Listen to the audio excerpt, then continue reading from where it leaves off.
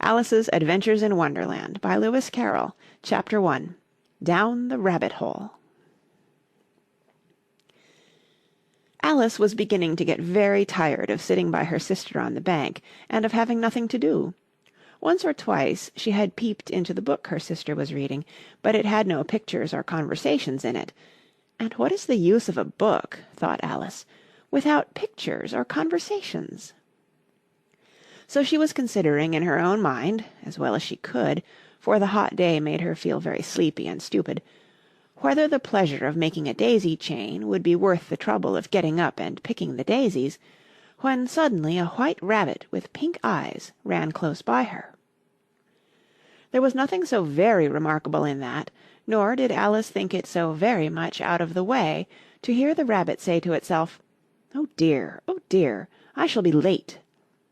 When she thought it over afterwards, it occurred to her that she ought to have wondered at this, but at the time it all seemed quite natural. But when the rabbit actually took a watch out of its waistcoat pocket and looked at it, and then hurried on, Alice started to her feet, for it flashed across her mind that she had never before seen a rabbit with either a waistcoat pocket or a watch to take out of it, and, burning with curiosity, she ran across the field after it, and fortunately was just in time to see it pop down a large rabbit-hole under the hedge. In another moment down went Alice after it, never once considering how in the world she was to get out again. The rabbit-hole went straight on like a tunnel for some way, and then dipped suddenly down, so suddenly that Alice had not a moment to think about stopping herself before she found herself falling down a very deep well. Either the well was very deep, or she fell very slowly, for she had plenty of time as she went down to look about her, and to wonder what was going to happen next. First she tried to look down and make out what she was coming to, but it was too dark to see anything. Then she looked at the sides of the well and noticed that they were filled with cupboards and bookshelves. Here and there she saw maps and pictures hung upon pegs. She took down a jar from one of the shelves as she passed. It was labelled Orange Marmalade, but to her great disappointment it was empty. She did not like to drop the jar for fear of killing somebody, so managed to put it into one of the cupboards as she fell past it. "Well," thought Alice to herself, "after such a fall as this, I shall think nothing of tumbling downstairs. How brave they'll all think me at home! Why, I wouldn't say anything about it, even if I fell off the top of the house," which was very likely true. Down, down, down. Would the fall never come to an end? "I wonder how many miles I've fallen by this time," she said aloud. "I must be getting somewhere near the centre of the earth. Let me see. That would be 4,000 miles down, I think." For, you see, Alice had learnt several things of this sort in her lessons in the schoolroom, and though this was not a very good opportunity for showing off her knowledge, as there was no one to listen to her, still it was good practice to say it over. "Yes, that's about the right distance, but then I wonder what latitude or longitude I've got to." Alice had no idea what latitude was, or longitude either, but thought they were nice grand words to say. Presently she began again. "I wonder if I shall fall right through the earth. How funny it'll seem to come out among the people that walk with their heads downward. The antipathies, I think." She was rather glad there was no one listening this time, as it didn't sound at all the right word. "But I shall have to ask them what the name of the country is, you know. Please, ma'am, is this New Zealand or Australia?" And she tried to curtsy as she spoke. Fancy curtsying as you're falling through the air! Do you think you could manage it? And what an ignorant little girl she'll think me for asking! No, it'll never do to ask. Perhaps I shall see it written up somewhere. Down, down, down. There was nothing else to do, so Alice soon began talking again. "Dinah'll miss me very much to-night, I should think." Dinah was the cat. "I hope they'll remember her saucer of milk at tea-time. Dinah, my dear, I wish you were down here with me. There are no mice in the air, I'm afraid, but you might catch a bat, and that's very like a mouse, you know. But do cats eat bats, I wonder?" And here Alice began to get rather sleepy, and went on saying to herself in a dreamy sort of way, "Do cats eat bats? Do cats eat bats?" And sometimes, "Do bats eat cats?" For, you see, as she couldn't answer either question, it didn't much matter which way she put it. She felt that she was dozing off, and had just begun to dream that she was walking hand in hand with Dinah, and saying to her very earnestly, "Now, Dinah, tell me the truth, did you ever eat a bat?" when suddenly, thump, thump, down she came upon a heap of sticks and dry leaves, and the fall was over. Alice was not a bit hurt, and she jumped up onto her feet in a moment. She looked up, but it was all dark overhead. Before her was another long passage, and the White Rabbit was still in sight, hurrying down it. There was not a moment to be lost. Away went Alice like the wind, and was just in time to hear it say, as it turned a corner, "Oh, my ears and whiskers, how late it's getting!" She was close behind it when she turned the corner, but the rabbit was no longer to be seen. She found herself in a long, low hall, which was lit up by a row of lamps hanging from the roof. There were doors all round the hall, but they were all locked, and when Alice had been all the way down one side and up the other, trying every door, she walked sadly down the middle, wondering how she was ever to get out again. Suddenly she came upon a little three-legged table, all made of solid glass. There was nothing on it except a tiny golden key, and Alice's first thought was that it might belong to one of the doors of the hall, but, alas, either the locks were too large, or the key was too small, but at any rate it would not open any of them. However, on the second time round she came upon a low curtain she had not noticed before, and behind it was a little door about 15 inches high. She tried the little golden key in the lock, and to her great delight it fitted. Alice opened the door and found that it led into a small passage, not much larger than a rat-hole. She knelt down and looked along the passage into the loveliest garden you ever saw. How she longed to get out of that dark hall and wander about among those beds of bright flowers and those cool fountains, but she could not even get her head through the doorway. "And even if my head would go through," thought poor Alice, "it would be of very little use without my shoulders. Oh, how I wish I could shut up like a telescope! I think I could, if I only knew how to begin." For, you see, so many out-of-the-way things had happened lately that Alice had begun to think that very few things indeed were really impossible. There seemed to be no use in waiting by the little door, so she went back to the table, half hoping she might find another key on it, or at any rate a book of rules for shutting people up like telescopes. This time she found a little bottle on it. "Which certainly was not here before," said Alice, and round the neck of the bottle was a paper label, with the words "Drink me" beautifully printed on it in large letters. It was all very well to say "Drink me," but the wise little Alice was not going to do that in a hurry. "No, I'll look first," she said, "and see whether it's marked poison or not." For she had read several nice little histories about children who had got burnt, and eaten up by wild beasts, and other unpleasant things, all because they would not remember the simple rules their friends had taught them, such as that a red-hot poker will burn you if you hold it too long, and that if you cut your finger very deeply with a knife it usually bleeds, and she had never forgotten that, if you drink much from a bottle marked poison, it is almost certain to disagree with you sooner or later. However, this bottle was not marked poison, so Alice ventured to taste it, and finding it very nice—it had, in fact, a sort of mixed flavour of cherry tart, custard, pineapple, roast turkey, toffee, and hot buttered toast—she very soon finished it off. "What a curious feeling!" said Alice. "I must be shutting up like a telescope." And so it was indeed. She was now only 10 inches high, and her face brightened up at the thought that she was now the right size for going through the little door into that lovely garden. First, however, she waited for a few minutes to see if she was going to shrink any further. She felt a little nervous about this. "For it might end, you know," said Alice to herself, "in my going out altogether, like a candle. I wonder what I should be like then." And she tried to fancy what the flame of a candle is like after the candle is blown out, for she could not remember ever having seen such a thing. After a while, finding that nothing more happened, she decided on going into the garden at once, but, alas for poor Alice, when she got to the door she found she had forgotten the little golden key, and when she went back to the table for it, she found she could not possibly reach it.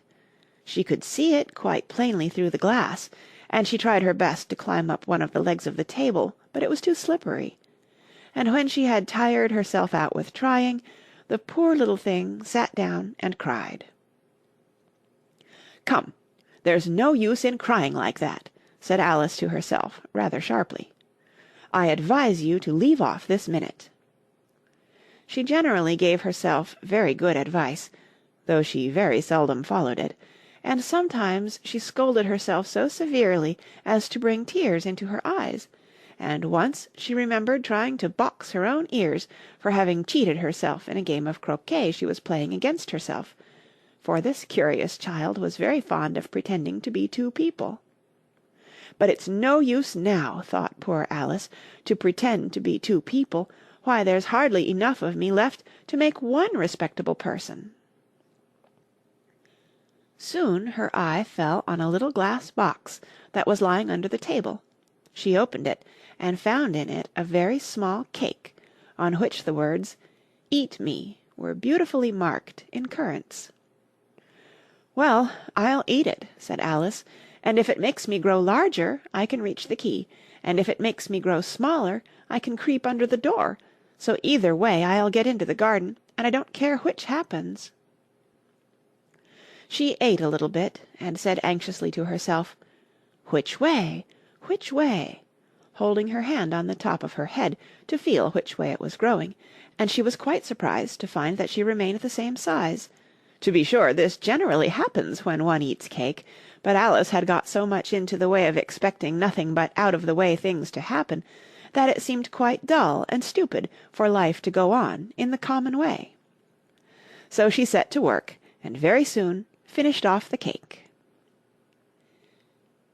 End of chapter 1.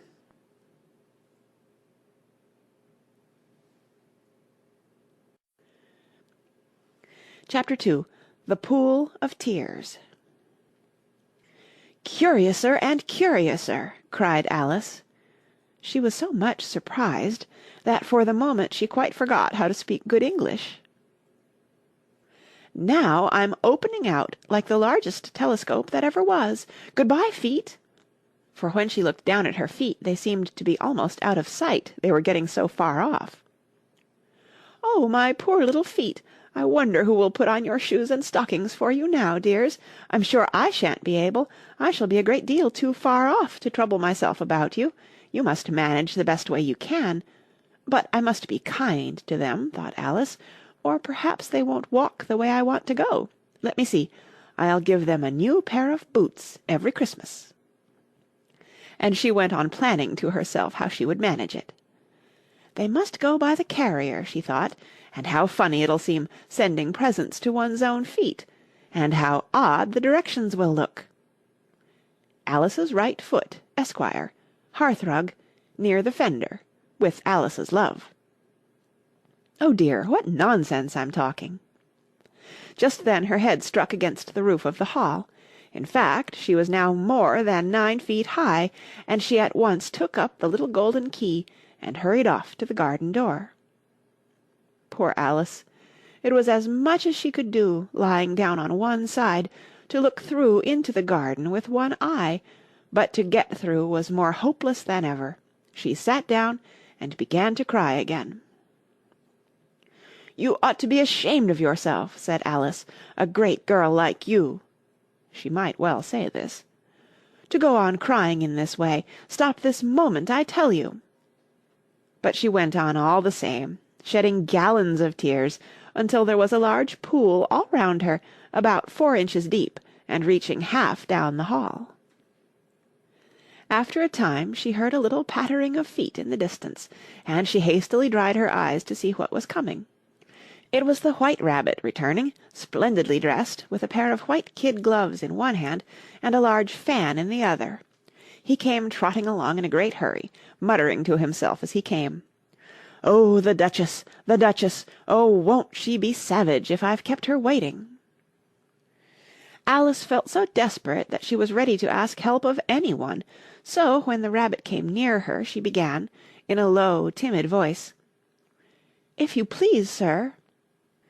The rabbit started violently, dropped the white kid gloves and the fan, and scurried away into the darkness as hard as he could go. Alice took up the fan and gloves, and, as the hall was very hot, she kept fanning herself all the time she went on talking. "Dear, dear, how queer everything is today, and yesterday things went on just as usual.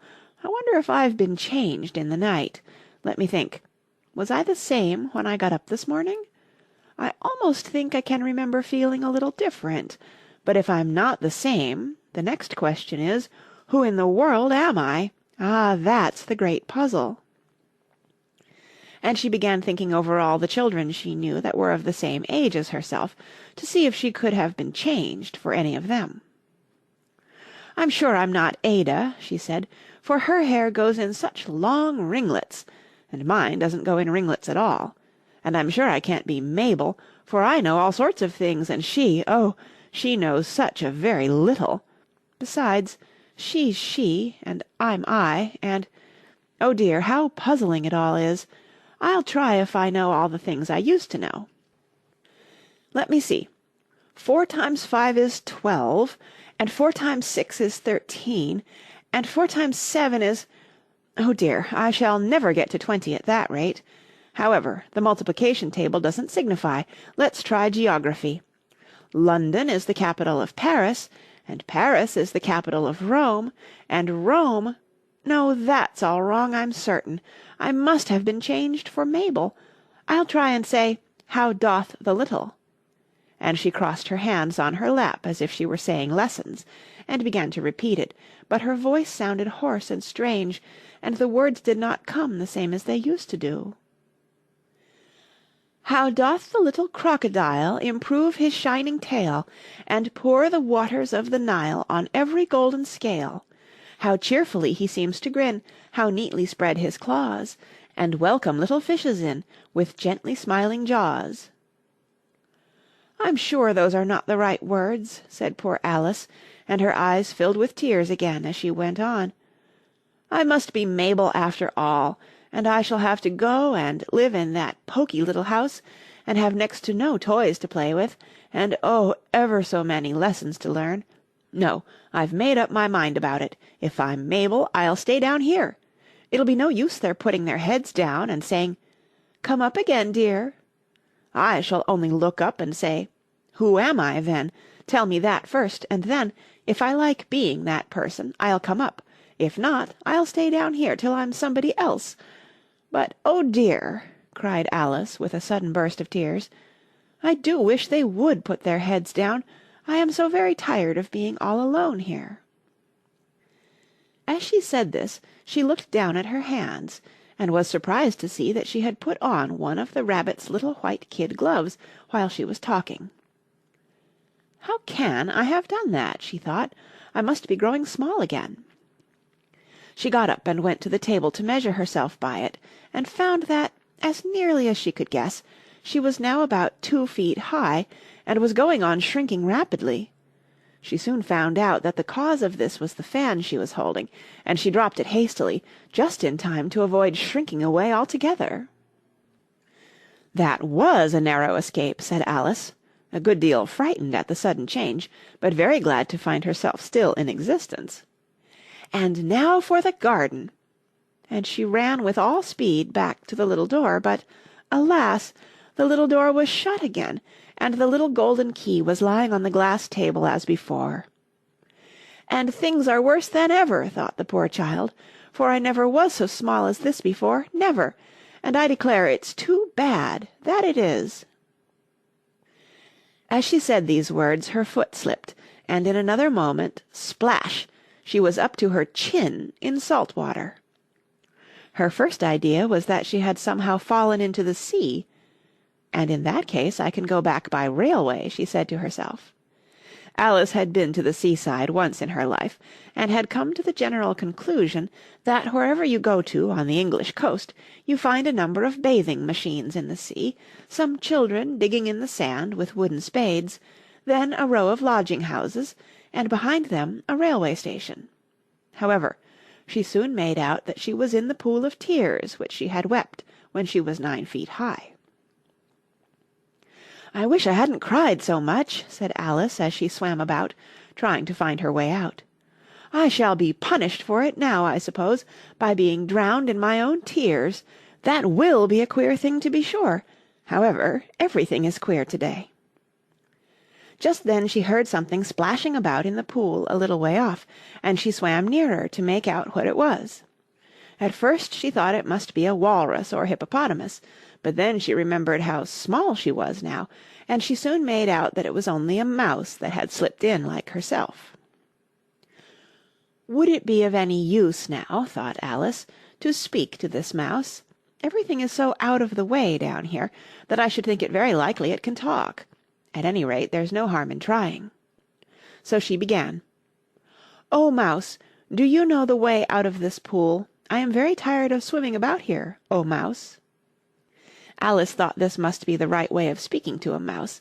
She had never done such a thing before, but she remembered having seen in her brother's Latin grammar, "A mouse, of a mouse, to a mouse, a mouse, o mouse." The mouse looked at her rather inquisitively, and seemed to her to wink with one of its little eyes, but it said nothing. "Perhaps it doesn't understand English," thought Alice.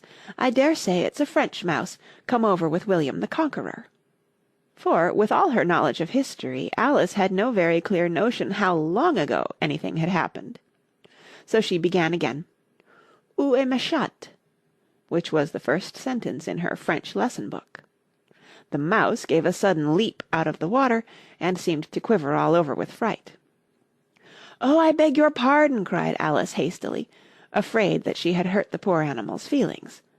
"I quite forgot you didn't like cats." "Not like cats!" cried the mouse in a shrill, passionate voice. "Would you like cats if you were me?" "Well, perhaps not," said Alice in a soothing tone. "Don't be angry about it. And yet I wish I could show you our cat, Dinah. I think you'd take a fancy to cats if you could only see her. She is such a dear, quiet thing," Alice went on, half to herself, as she swam lazily about in the pool. "And she sits purring so nicely by the fire, licking her paws and washing her face, and she is such a nice soft thing to nurse, and she's such a capital one for catching mice. Oh, I beg your pardon," cried Alice again, for this time the mouse was bristling all over, and she felt certain it must be really offended. "We won't talk about her any more, if you'd rather not." "We, indeed!" cried the mouse, who was trembling down to the end of his tail. "As if I would talk on such a subject! Our family always hated cats. Nasty, low, vulgar things. Don't let me hear the name again." "I won't, indeed," said Alice, in a great hurry to change the subject of conversation. Are you fond of dogs?" The mouse did not answer, so Alice went on eagerly. "There is such a nice little dog near our house I should like to show you, a little bright-eyed terrier, you know, with oh, such long curly brown hair, and it'll fetch things when you throw them, and it'll sit up and beg for its dinner and all sorts of things, I can't remember half of them, and it belongs to a farmer, you know, and he says it's so useful it's worth 100 pounds. He says it kills all the rats and—" "Oh dear!" cried Alice in a sorrowful tone, "I'm afraid I've offended it again." For the mouse was swimming away from her as hard as it could go, and making quite a commotion in the pool as it went. So she called softly after it, "Mouse dear, do come back again, and we won't talk about cats or dogs either if you don't like them." When the mouse heard this, it turned round and swam slowly back to her. Its face was quite pale, with passion, Alice thought, and it said in a low, trembling voice, "Let us get to the shore, and then I'll tell you my history, and you'll understand why it is I hate cats and dogs." It was high time to go, for the pool was getting quite crowded with the birds and animals that had fallen into it. There were a duck and a dodo, a lory and an eaglet, and several other curious creatures. Alice led the way, and the whole party swam to the shore. End of Chapter 2.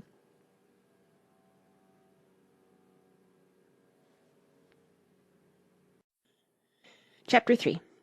A Caucus Race and a Long Tail. They were indeed a queer-looking party that assembled on the bank, the birds with draggled feathers, the animals with their fur clinging close to them, and all dripping wet, cross, and uncomfortable. The first question, of course, was how to get dry again. They had a consultation about this, and after a few minutes it seemed quite natural to Alice to find herself talking familiarly with them, as if she had known them all her life.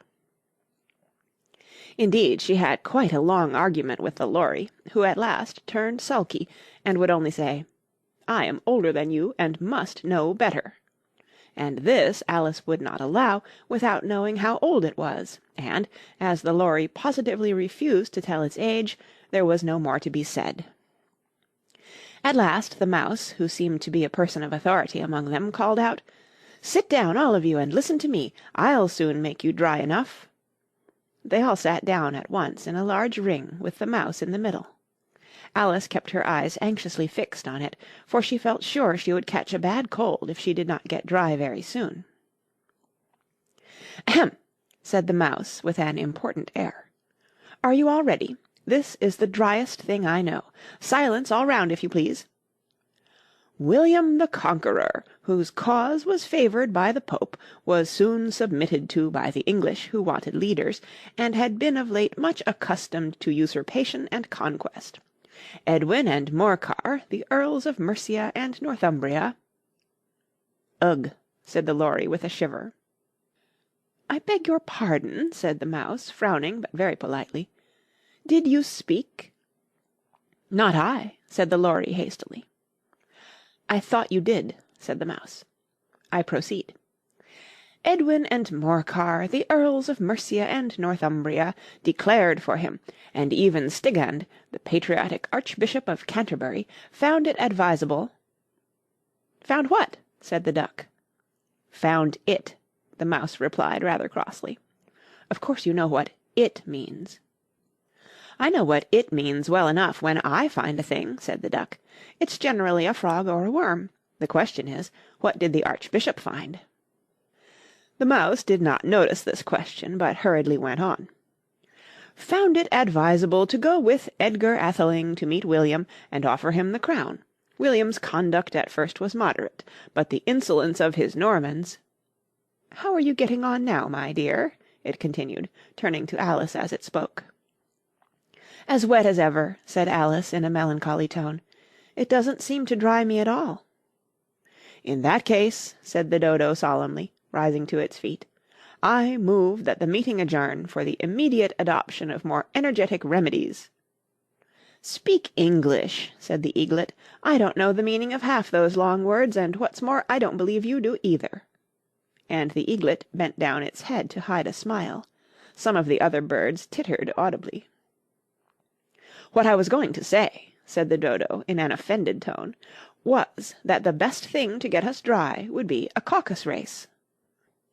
"What is a caucus race?" said Alice, not that she wanted much to know, but the dodo had paused, as if it thought that somebody ought to speak, and no one else seemed inclined to say anything. "Why," said the dodo, "the best way to explain it is to do it. And, as you might like to try the thing yourself some winter day, I will tell you how the dodo managed it. First it marked out a race course in a sort of circle. The exact shape doesn't matter, it said. And then all the party were placed along the course, here and there. There was no 1, 2, 3, and away, but they began running when they liked, and left off when they liked, so that it was not easy to know when the race was over.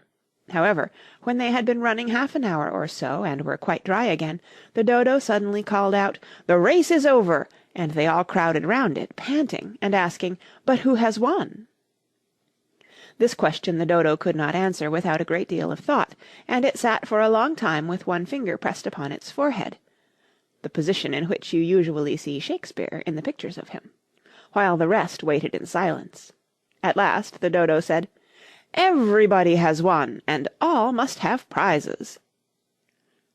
"But who is to give the prizes?" quite a chorus of voices asked. "Why, she, of course," said the Dodo, pointing to Alice with one finger, and the whole party at once crowded round her, calling out in a confused way, "Prizes! Prizes!" Alice had no idea what to do, and in despair she put her hand in her pocket and pulled out a box of comfits. Luckily the salt water had not got into it, and handed them round as prizes. There was exactly one apiece, all round. "But she must have a prize herself, you know," said the Mouse. "Of course," the Dodo replied very gravely. "What else have you got in your pocket?" he went on, turning to Alice. "Only a thimble," said Alice sadly. "Hand it over here," said the Dodo. Then they all crowded round her once more, while the Dodo solemnly presented the thimble, saying, "We beg your acceptance of this elegant thimble," and when it had finished this short speech, they all cheered. Alice thought the whole thing very absurd, but they all looked so grave that she did not dare to laugh, and, as she could not think of anything to say, she simply bowed, and took the thimble, looking as solemn as she could. The next thing was to eat the comfits. This caused some noise and confusion, as the large birds complained that they could not taste theirs, and the small ones choked and had to be patted on the back. However, it was over at last, and they sat down again in a ring, and begged the Mouse to tell them something more. "You promised to tell me your history, you know," said Alice, "and why it is you hate C and D," she added in a whisper, half afraid that it would be offended again. "Mine is a long and a sad tale," said the Mouse, turning to Alice and sighing. "It is a long tale, certainly," said Alice, looking down with wonder at the Mouse's tail. "But why do you call it sad?" And she kept on puzzling about it while the Mouse was speaking, so that her idea of the tale was something like this. And here the Mouse's words are printed in a long snaky line down the page, like a mouse's tail. Fury said to a mouse that he met in the house, "Let us both go to law, I will prosecute you. Come, I'll take no denial, we must have a trial, for really this morning I've nothing to do." Said the Mouse to the Cur, "Such a trial, dear sir, with no jury or judge would be wasting our breath." "I'll be judge, I'll be jury," said cunning old Fury. "I'll try the whole cause, and condemn you to death." "You are not attending," said the Mouse to Alice severely. "What are you thinking of?" "I beg your pardon," said Alice very humbly. "You had got to the fifth bend, I think." "I had not," cried the Mouse, sharply and very angrily. "A knot?" said Alice, always ready to make herself useful, and looking anxiously about her. "Oh, do let me help to undo it." "I shall do nothing of the sort," said the Mouse, getting up and walking away. "You insult me by talking such nonsense." "I didn't mean it," pleaded poor Alice, "but you're so easily offended, you know." The Mouse only growled in reply. "Please come back and finish your story," Alice called after it, and the others all joined in chorus, "Yes, please do." But the Mouse only shook its head impatiently and walked a little quicker. "What a pity it wouldn't stay," sighed the Lory, as soon as it was quite out of sight, and an old crab took the opportunity of saying to her daughter, "Ah, my dear, let this be a lesson to you never to lose your temper." "Hold your tongue, Ma," said the young crab, a little snappishly. "You're enough to try the patience of an oyster." "I wish I had our Dinah here, I know I do," said Alice aloud, addressing nobody in particular. "She'd soon fetch it back." "And who is Dinah, if I might venture to ask the question?" said the Lory. Alice replied eagerly, for she was always ready to talk about her pet. Dinah's our cat, and she's such a capital one for catching mice, you can't think. And, oh, I wish you could see her after the birds. Why, she'll eat a little bird as soon as look at it." This speech caused a remarkable sensation among the party. Some of the birds hurried off at once. One old magpie began wrapping itself up very carefully, remarking, "I really must be getting home. The night air doesn't suit my throat." And a canary called out in a trembling voice to its children, "Come away, my dears, it's high time you were all in bed." On various pretexts they all moved off, and Alice was soon left alone. "I wish I hadn't mentioned Dinah," she said to herself in a melancholy tone. "Nobody seems to like her down here, and I'm sure she's the best cat in the world. Oh, my dear Dinah, I wonder if I shall ever see you any more." And here poor Alice began to cry again, for she felt very lonely and low-spirited. In a little while, however, she again heard a little pattering of footsteps in the distance, and she looked up eagerly, half hoping that the mouse had changed his mind, and was coming back to finish his story. End of chapter 3.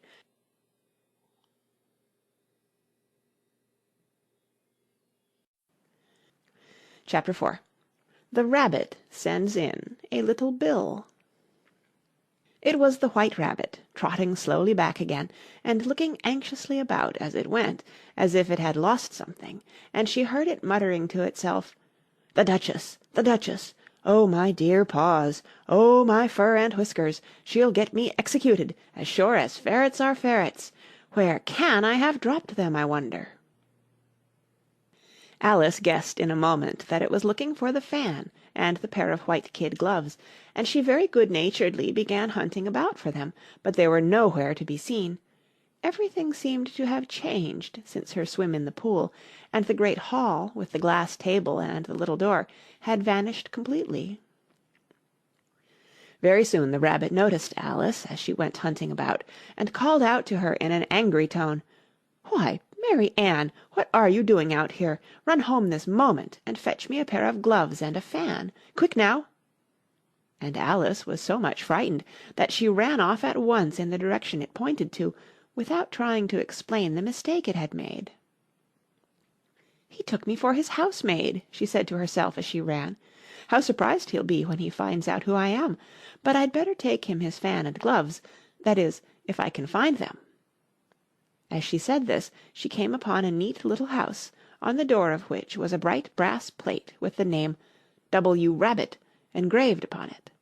She went in without knocking, and hurried upstairs, in great fear lest she should meet the real Mary Ann, and be turned out of the house before she had found the fan and gloves.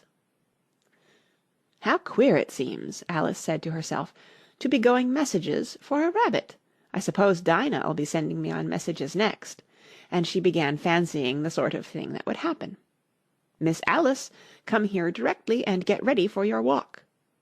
"Coming in a minute, nurse, but I've got to see that the mouse doesn't get out."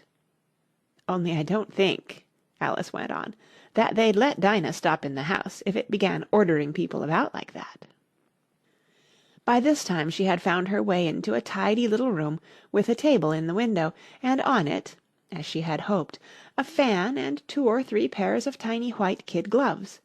She took up the fan and a pair of the gloves, and was just going to leave the room, when her eye fell upon a little bottle that stood near the looking-glass. There was no label this time with the words, "Drink me," but nevertheless she uncorked it and put it to her lips. "I know something interesting is sure to happen," she said to herself, "whenever I eat or drink anything, so I'll just see what this bottle does. I do hope it'll make me grow large again, for really I'm quite tired of being such a tiny little thing." It did so indeed, and much sooner than she had expected.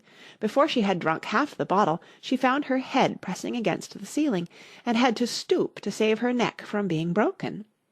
She hastily put down the bottle, saying to herself, "That's quite enough. I hope I shan't grow any more. As it is, I can't get out at the door. I do wish I hadn't drunk quite so much." Alas, it was too late to wish that. She went on growing and growing, and very soon had to kneel down on the floor. In another minute there was not even room for this, and she tried the effect of lying down with one elbow against the door, and the other arm curled round her head.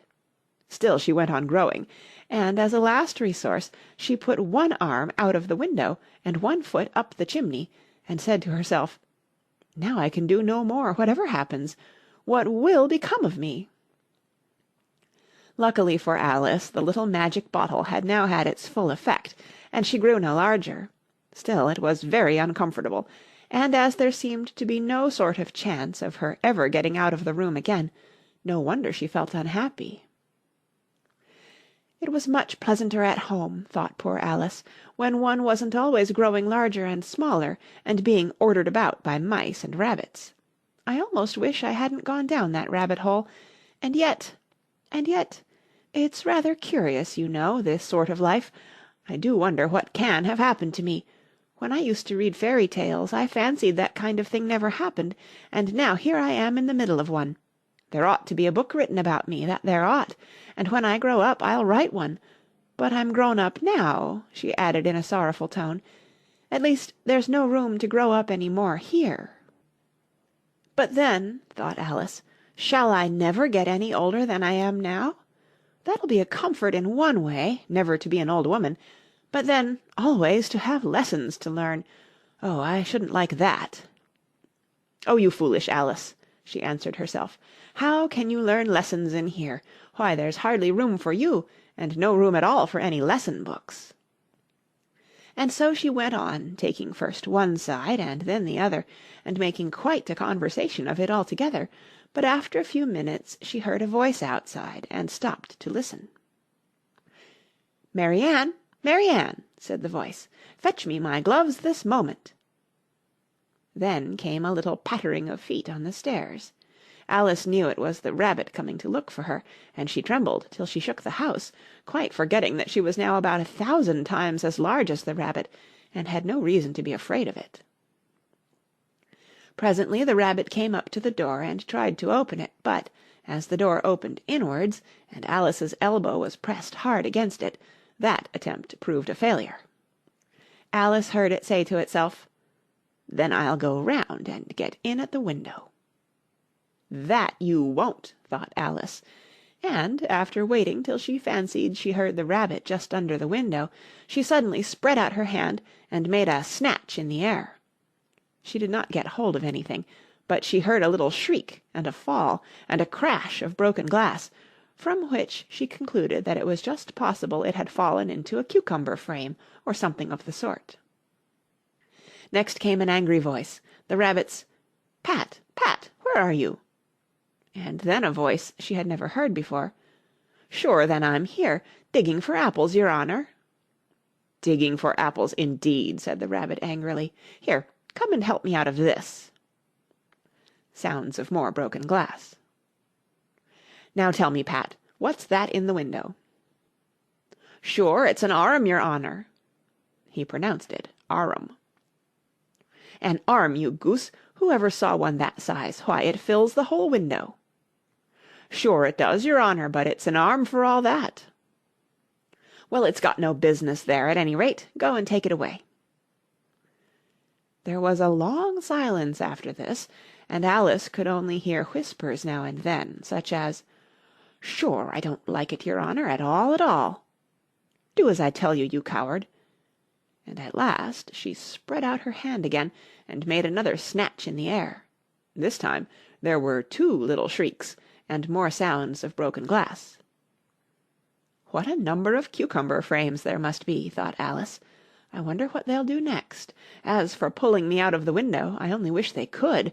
I'm sure I don't want to stay in here any longer." She waited for some time without hearing anything more. At last came a rumbling of little cart-wheels, and the sound of a good many voices all talking together. She made out the words, "Where's the other ladder? Why, I hadn't to bring but one. Bill's got the other. Bill, fetch it here, lad. Here, put 'em up at this corner. No, tie 'em together first. They don't reach half high enough yet. Oh, they'll do well enough. Don't be particular. Here, Bill, catch hold of this rope. Will the roof bear? Mind that loose slate. Oh, it's coming down. Heads below." A loud crash. "Now who did that? It was Bill, I fancy. Who's to go down the chimney? Nay, I shan't. You do it. That I won't, then. Bill's to go down. Here, Bill! The master says you're to go down the chimney." "Oh, so Bill's got to come down the chimney, has he?" said Alice to herself. "Shy, they seem to put everything upon Bill. I wouldn't be in Bill's place for a good deal. This fireplace is narrow, to be sure, but I think I can kick a little." She drew her foot as far down the chimney as she could, and waited till she heard a little animal, she couldn't guess of what sort it was, scratching and scrambling about in the chimney close above her. Then, saying to herself, "This is Bill," she gave one sharp kick, and waited to see what would happen next. The first thing she heard was a general chorus of "There goes Bill!" Then the rabbit's voice along, "Catch him, you by the hedge!" Then silence, and then another confusion of voices. "Hold up his head! Brandy now! Don't choke him! How was it, old fellow? What happened to you? Tell us all about it." Last came a little feeble squeaking voice. "That's Bill," thought Alice. "Well, I hardly know. No more, thank'ee. I'm better now, but I'm a deal too flustered to tell you. All I know is, something comes at me like a jack-in-the-box, and up I goes like a skyrocket." "So you did, old fellow," said the others. "We must burn the house down," said the rabbit's voice, and Alice called out as loud as she could, "If you do, I'll set Dinah at you." There was a dead silence instantly, and Alice thought to herself, "I wonder what they will do next. If they had any sense, they'd take the roof off." After a minute or two they began moving about again, and Alice heard the rabbit say, "A barrowful will do to begin with." A barrowful of what? thought Alice, but she had not long to doubt, for the next moment a shower of little pebbles came rattling in at the window, and some of them hit her in the face. "I'll put a stop to this," she said to herself, and shouted out, "You'd better not do that again," which produced another dead silence. Alice noticed with some surprise that the pebbles were all turning into little cakes as they lay on the floor, and a bright idea came into her head. "If I eat one of these cakes," she thought, "it's sure to make some change in my size, and as it can't possibly make me larger, it must make me smaller, I suppose." So she swallowed one of the cakes, and was delighted to find that she began shrinking directly. As soon as she was small enough to get through the door, she ran out of the house, and found quite a crowd of little animals and birds waiting outside. The poor little lizard, Bill, was in the middle, being held up by 2 guinea pigs, who were giving it something out of a bottle. They all made a rush at Alice the moment she appeared, but she ran off as hard as she could, and soon found herself safe in a thick wood. "The first thing I've got to do," said Alice to herself, as she wandered about in the wood, "is to grow to my right size again, and the second thing is to find my way into that lovely garden. I think that will be the best plan." It sounded an excellent plan, no doubt, and very neatly and simply arranged. The only difficulty was that she had not the smallest idea how to set about it, and while she was peering about anxiously among the trees, a little sharp bark just over her head made her look up in a great hurry. An enormous puppy was looking down at her with large round eyes, and feebly stretching out one paw, trying to touch her. "Poor little thing," said Alice in a coaxing tone, and she tried hard to whistle to it, but she was terribly frightened all the time at the thought that it might be hungry, in which case it would be very likely to eat her up, in spite of all her coaxing. Hardly knowing what she did, she picked up a little bit of stick and held it out to the puppy, whereupon the puppy jumped into the air off all its feet at once with a yelp of delight, and rushed at the stick and made believe to worry it. Then Alice dodged behind a great thistle to keep herself from being run over, and the moment she appeared on the other side the puppy made another rush at the stick, and tumbled head over heels in its hurry to get hold of it. Then Alice, thinking it was very like having a game of play with a cart-horse, and expecting every moment to be trampled under its feet, ran round the thistle again. Then the puppy began a series of short charges at the stick, running a very little way forwards each time, and a long way back, and barking hoarsely all the while, till at last it sat down a good way off, panting, with its tongue hanging out of its mouth, and its great eyes half shut. This seemed to Alice a good opportunity for making her escape, so she set off at once, and ran till she was quite tired and out of breath, and till the puppy's bark sounded quite faint in the distance. "And yet what a dear little puppy it was," said Alice, as she leant against a buttercup to rest herself, and fanned herself with one of the leaves. "I should have liked teaching it tricks very much, if I'd only been the right size to do it. Oh dear, I'd nearly forgotten that I've got to grow up again. Let me see. How is it to be managed? I suppose I ought to eat or drink something or other, but the great question is, what?" The great question certainly was, what? Alice looked all round her, at the flowers and the blades of grass, but she did not see anything that looked like the right thing to eat or drink, under the circumstances. There was a large mushroom growing near her, about the same height as herself, and when she had looked under it, and on both sides of it, and behind it, it occurred to her that she might as well look and see what was on the top of it. She stretched herself up on tiptoe, and peeped over the edge of the mushroom, and her eyes immediately met those of a large caterpillar that was sitting on the top with its arms folded, quietly smoking a long hookah, and taking not the smallest notice of her or of anything else. End of chapter 4.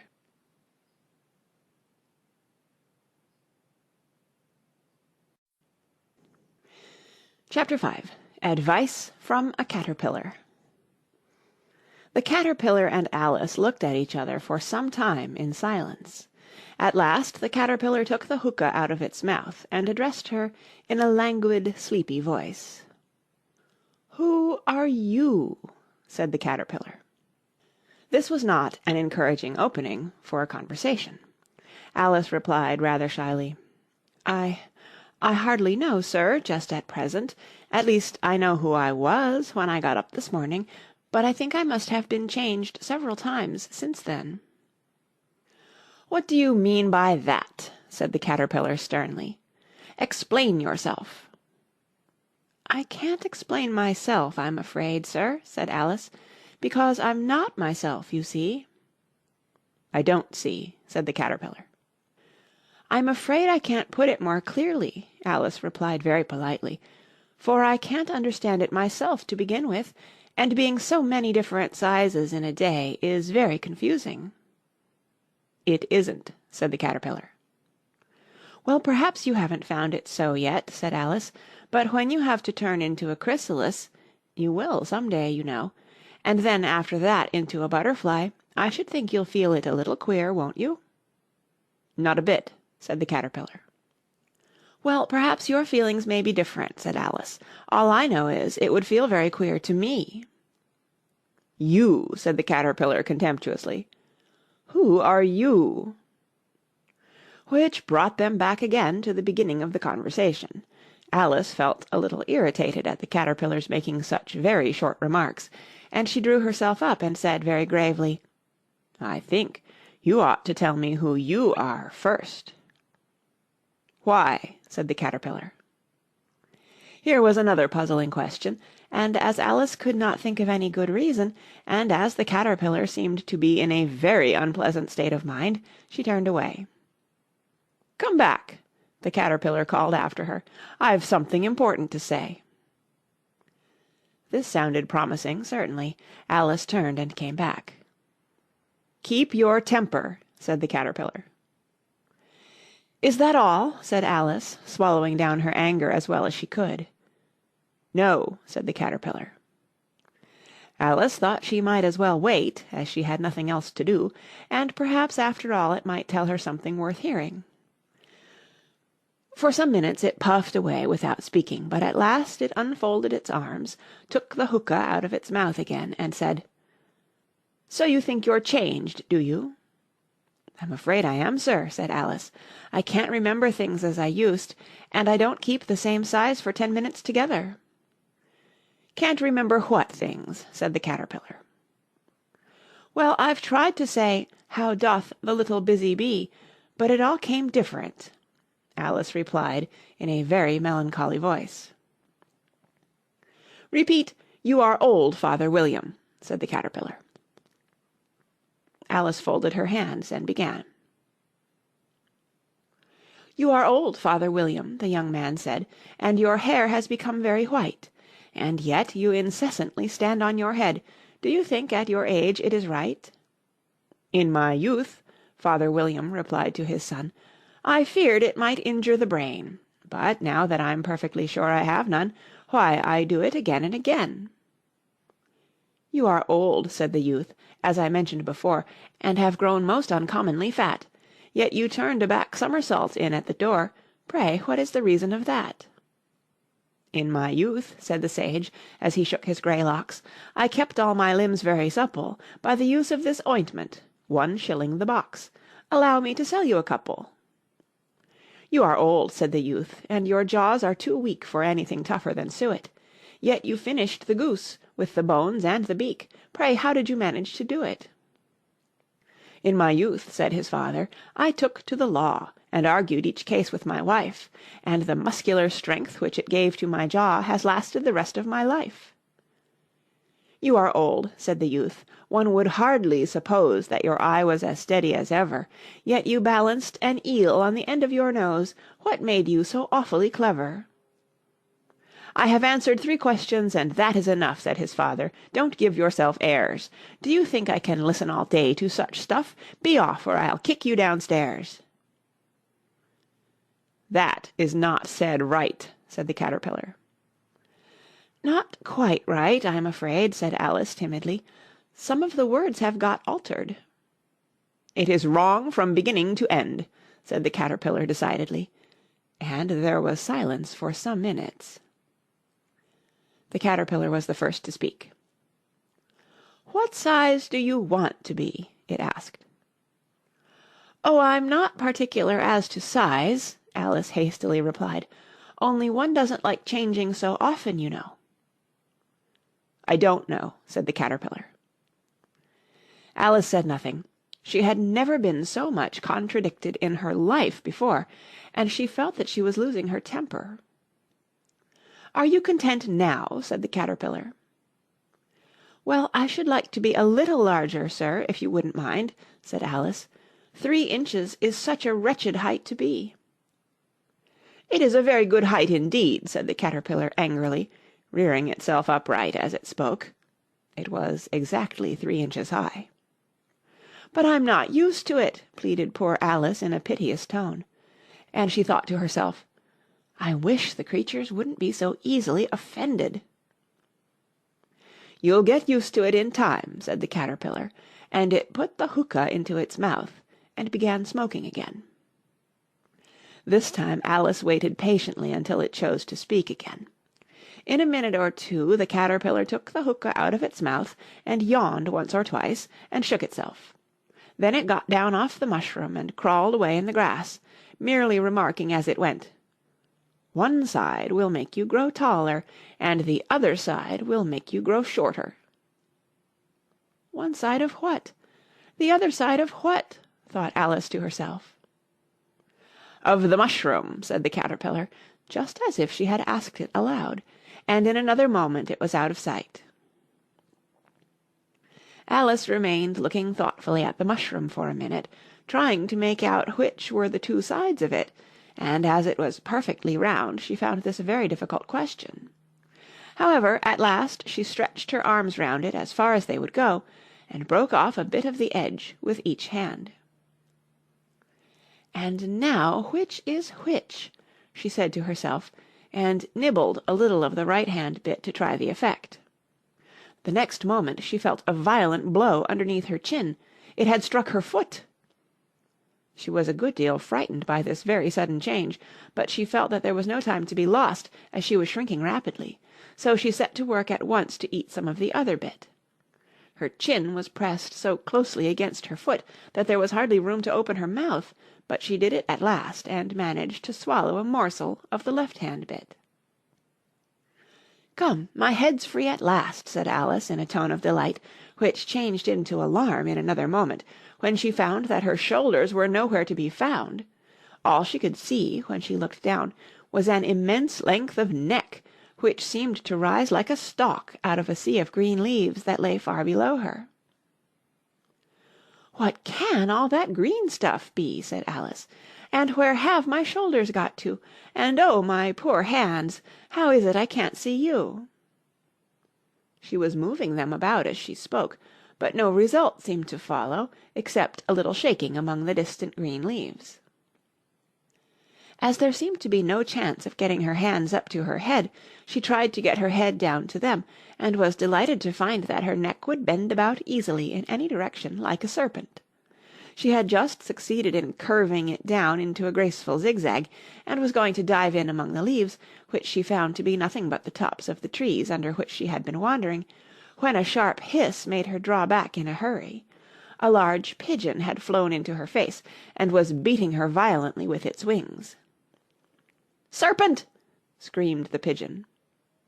"I'm not a serpent," said Alice indignantly. "Let me alone." "Serpent, I say again," repeated the pigeon, but in a more subdued tone, and added with a kind of sob, "I've tried every way, and nothing seems to suit them." "I haven't the least idea what you're talking about," said Alice.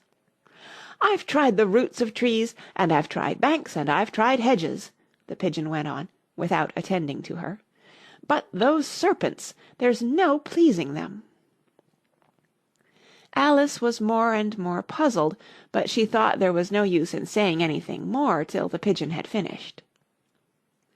"As if it wasn't trouble enough hatching the eggs," said the pigeon, "but I must be on the lookout for serpents night and day.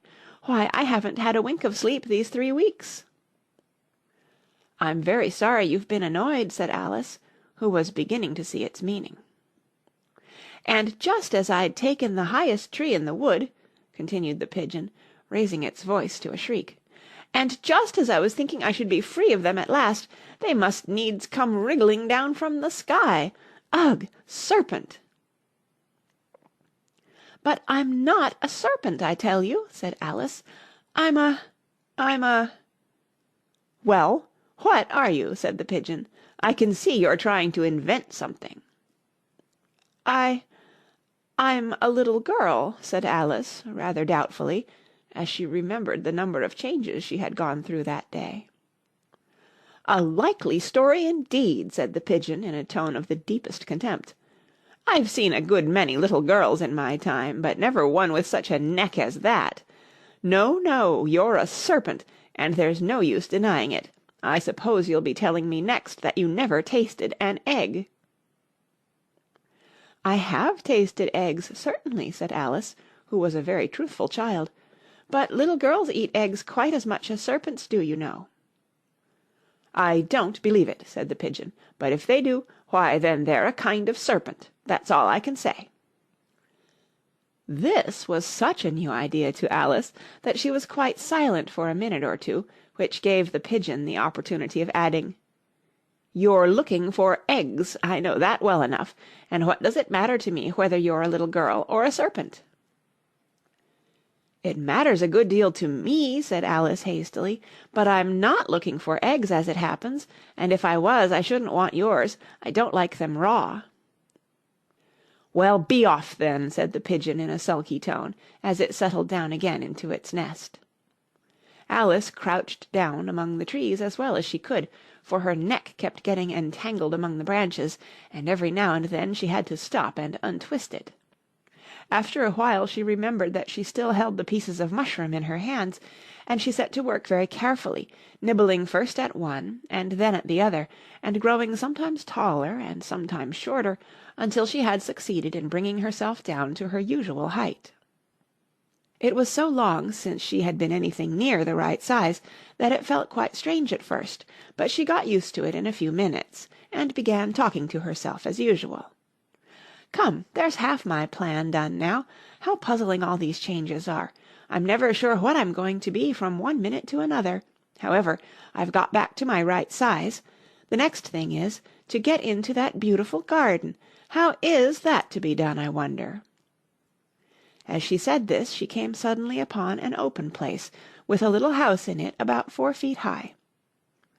"Whoever lives there," thought Alice, "it'll never do to come upon them this size. Why, I should frighten them out of their wits." So she began nibbling at the right-hand bit again, and did not venture to go near the house till she had brought herself down to 9 inches high. End of chapter 5.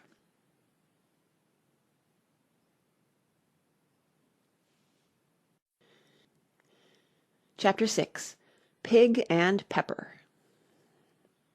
For a minute or two she stood looking at the house and wondering what to do next, when suddenly a footman in livery came running out of the wood.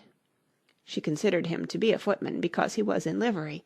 Otherwise, judging by his face only, she would have called him a fish, and rapped loudly at the door with his knuckles.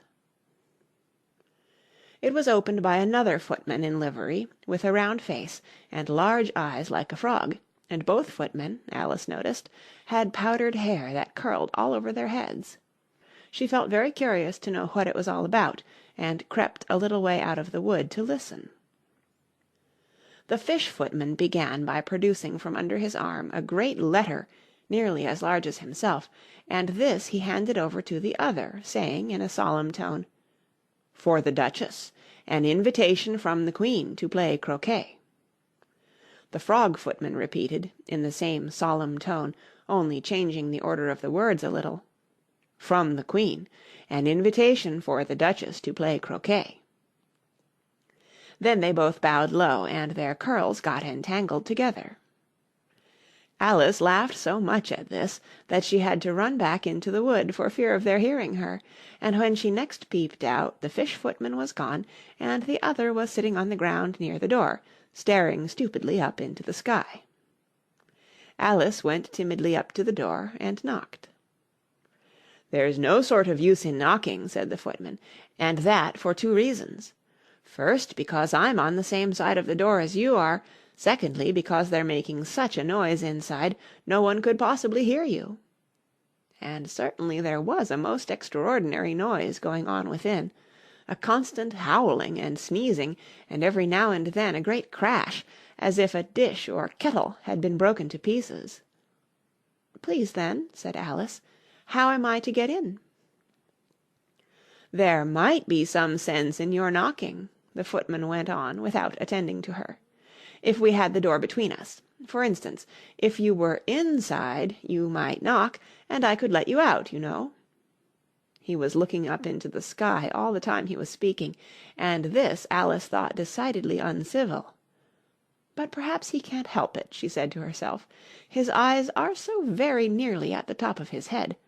But at any rate he might answer questions. How am I to get in?" she repeated aloud. "I shall sit here," the footman remarked, "till to-morrow." At this moment the door of the house opened, and a large plate came skimming out, straight at the footman's head. It just grazed his nose, and broke to pieces against one of the trees behind him. "Or next day, maybe," the footman continued in the same tone, exactly as if nothing had happened. "How am I to get in?" asked Alice again, in a louder tone. "Are you to get in at all?" said the footman. "That's the first question, you know."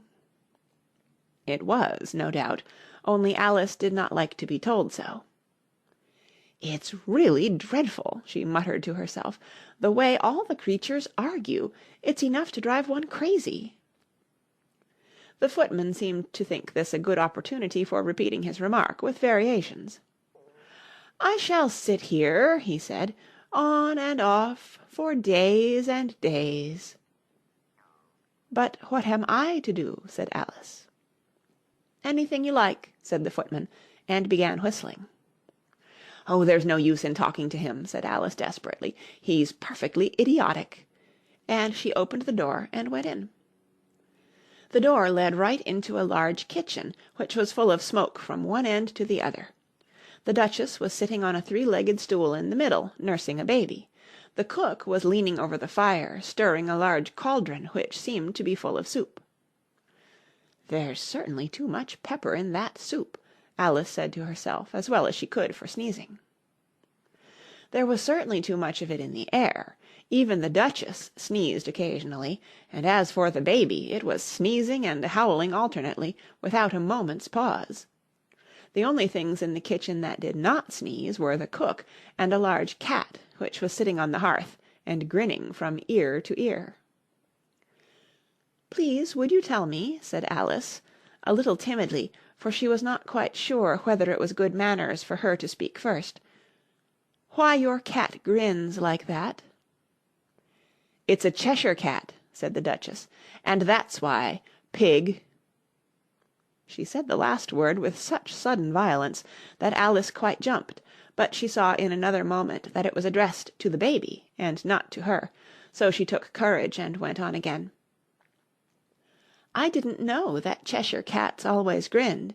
In fact, I didn't know that cats could grin." "They all can," said the Duchess, "and most of 'em do." "I don't know of any that do," Alice said very politely, feeling quite pleased to have got into a conversation. "You don't know much," said the Duchess, "and that's a fact." Alice did not at all like the tone of this remark, and thought it would be as well to introduce some other subject of conversation. While she was trying to fix on one, the cook took the cauldron of soup off the fire, and at once set to work throwing everything within her reach at the Duchess and the baby. The fire-irons came first, then followed a shower of saucepans, plates, and dishes. The Duchess took no notice of them even when they hit her, and the baby was howling so much already that it was quite impossible to say whether the blows hurt it or not. "Oh, please mind what you're doing," cried Alice, jumping up and down in an agony of terror. "Oh, there goes his precious nose!"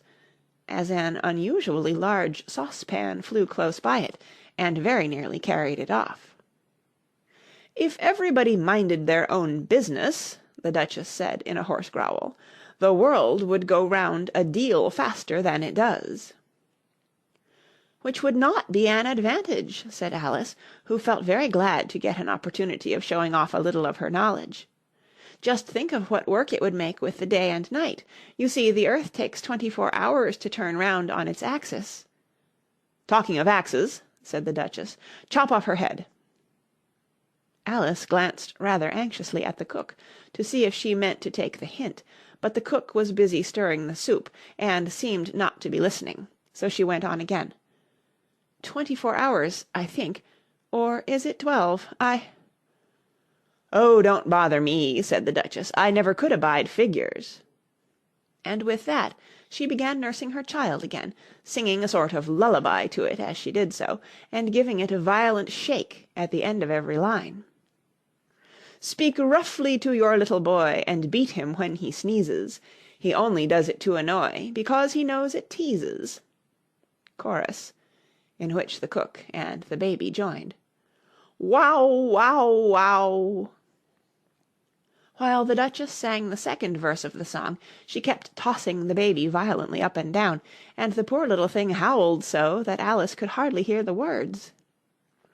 "I speak severely to my boy, I beat him when he sneezes, for he can thoroughly enjoy the pepper when he pleases." Chorus. "Wow, wow, wow." "Here, you may nurse it a bit if you like," the Duchess said to Alice, flinging the baby at her as she spoke. "I must go and get ready to play croquet with the Queen." And she hurried out of the room. The cook threw a frying pan after her as she went out, but it just missed her. Alice caught the baby with some difficulty, as it was a queer-shaped little creature, and held out its arms and legs in all directions. "Just like a starfish," thought Alice. The poor little thing was snorting like a steam-engine when she caught it, and kept doubling itself up and straightening itself out again, so that altogether, for the first minute or two, it was as much as she could do to hold it. As soon as she had made out the proper way of nursing it, which was to twist it up into a sort of knot, and then keep tight hold of its right ear and left foot so as to prevent its undoing itself, she carried it out into the open air. "If I don't take this child away with me," thought Alice, "they're sure to kill it in a day or two. Wouldn't it be murder to leave it behind?" She said the last words out loud, and the little thing grunted in reply. It had left off sneezing by this time. "Don't grunt," said Alice. "That's not at all a proper way of expressing yourself." The baby grunted again, and Alice looked very anxiously into its face to see what was the matter with it. There could be no doubt that it had a very turned-up nose, much more like a snout than a real nose. Also, its eyes were getting extremely small for a baby. Altogether, Alice did not like the look of the thing at all.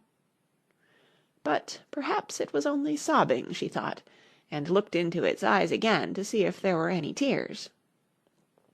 No, there were no tears. "If you're going to turn into a pig, my dear," said Alice, seriously, "I'll have nothing more to do with you. Mind now!"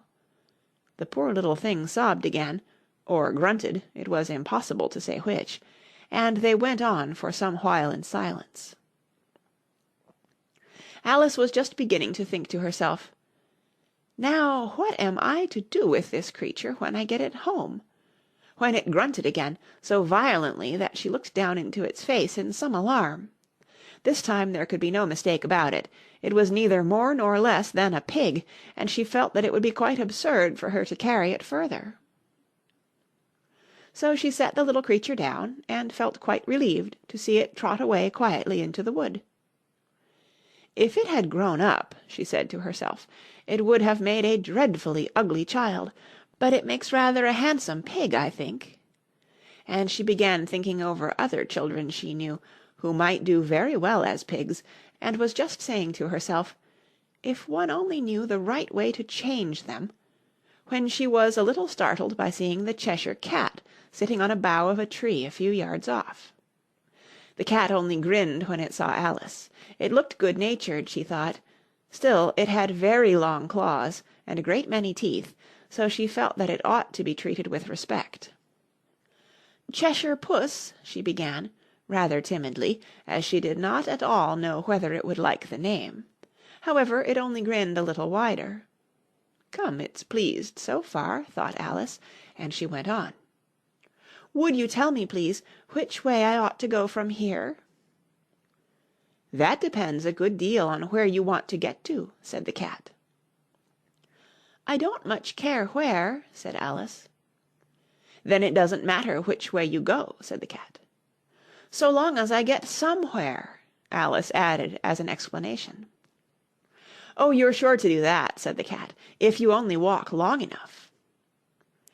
Alice felt that this could not be denied, so she tried another question. "What sort of people live about here?" "In that direction," the cat said, waving its right paw round, "lives a hatter, and in that direction," waving the other paw, "lives a March hare. Visit either you like, they're both mad." "But I don't want to go among mad people," Alice remarked. "Oh, you can't help that," said the cat. "We're all mad here. I'm mad. You're mad." "How do you know I'm mad?" said Alice. "You must be," said the cat, "or you wouldn't have come here." Alice didn't think that proved it at all. However, she went on. "And how do you know that you're mad?" "To begin with," said the cat, "a dog's not mad. You grant that?" "I suppose so," said Alice. "Well then," the cat went on, "you see, a dog growls when it's angry and wags its tail when it's pleased. Now, I growl when I'm pleased and wag my tail when I'm angry. Therefore, I'm mad." "I call it purring, not growling," said Alice. "Call it what you like," said the cat. "Do you play croquet with the Queen to-day?" "I should like it very much," said Alice, "but I haven't been invited yet." "You'll see me there," said the cat, and vanished. Alice was not much surprised at this. She was getting so used to queer things happening. While she was looking at the place where it had been, it suddenly appeared again. "By the by, what became of the baby?" said the cat. "I'd nearly forgotten to ask." "It turned into a pig," Alice quietly said, just as if it had come back in a natural way. "I thought it would," said the cat, and vanished again. Alice waited a little, half expecting to see it again, but it did not appear, and after a minute or two she walked on in the direction in which the March Hare was said to live. "I've seen hatters before," she said to herself. "The March Hare will be much the most interesting, and perhaps, as this is May, it won't be raving mad, at least not so mad as it was in March." As she said this she looked up, and there was the cat again, sitting on a branch of a tree. "Did you say pig or fig?" said the cat. "I said pig," replied Alice, "and I wish you wouldn't keep appearing and vanishing so suddenly. You make one quite giddy." "All right," said the cat, and this time it vanished quite slowly, beginning with the end of the tail and ending with the grin, which remained some time after the rest of it had gone. "Well, I've often seen a cat without a grin," thought Alice, "but a grin without a cat, it's the most curious thing I ever saw in my life." She had not gone much farther before she came in sight of the house of the March Hare. She thought it must be the right house, because the chimneys were shaped like ears, and the roof was thatched with fur. It was so large a house that she did not like to go nearer till she had nibbled some more of the left-hand bit of the mushroom, and raised herself to about 2 feet high. Even then she walked up towards it rather timidly, saying to herself, "Suppose it should be raving mad after all. I almost wish I'd gone to see the Hatter instead." End of chapter 6.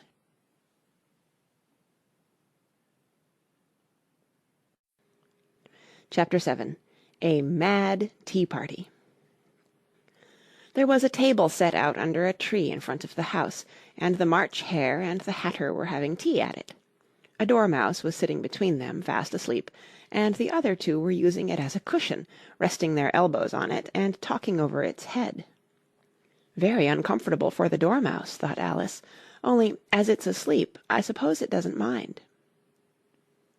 The table was a large one, but the three were all crowded together at one corner of it. "No room, no room!" they cried out when they saw Alice coming. "There's plenty of room," said Alice indignantly, and she sat down in a large armchair at one end of the table. "Have some wine," the March Hare said in an encouraging tone. Alice looked all round the table, but there was nothing on it but tea. "I don't see any wine," she remarked. "There isn't any," said the March Hare. "Then it wasn't very civil of you to offer it," said Alice angrily. "It wasn't very civil of you to sit down without being invited," said the March Hare. "I didn't know it was your table," said Alice. "It's laid for a great many more than 3." "Your hair wants cutting," said the Hatter. He had been looking at Alice for some time with great curiosity, and this was his first speech.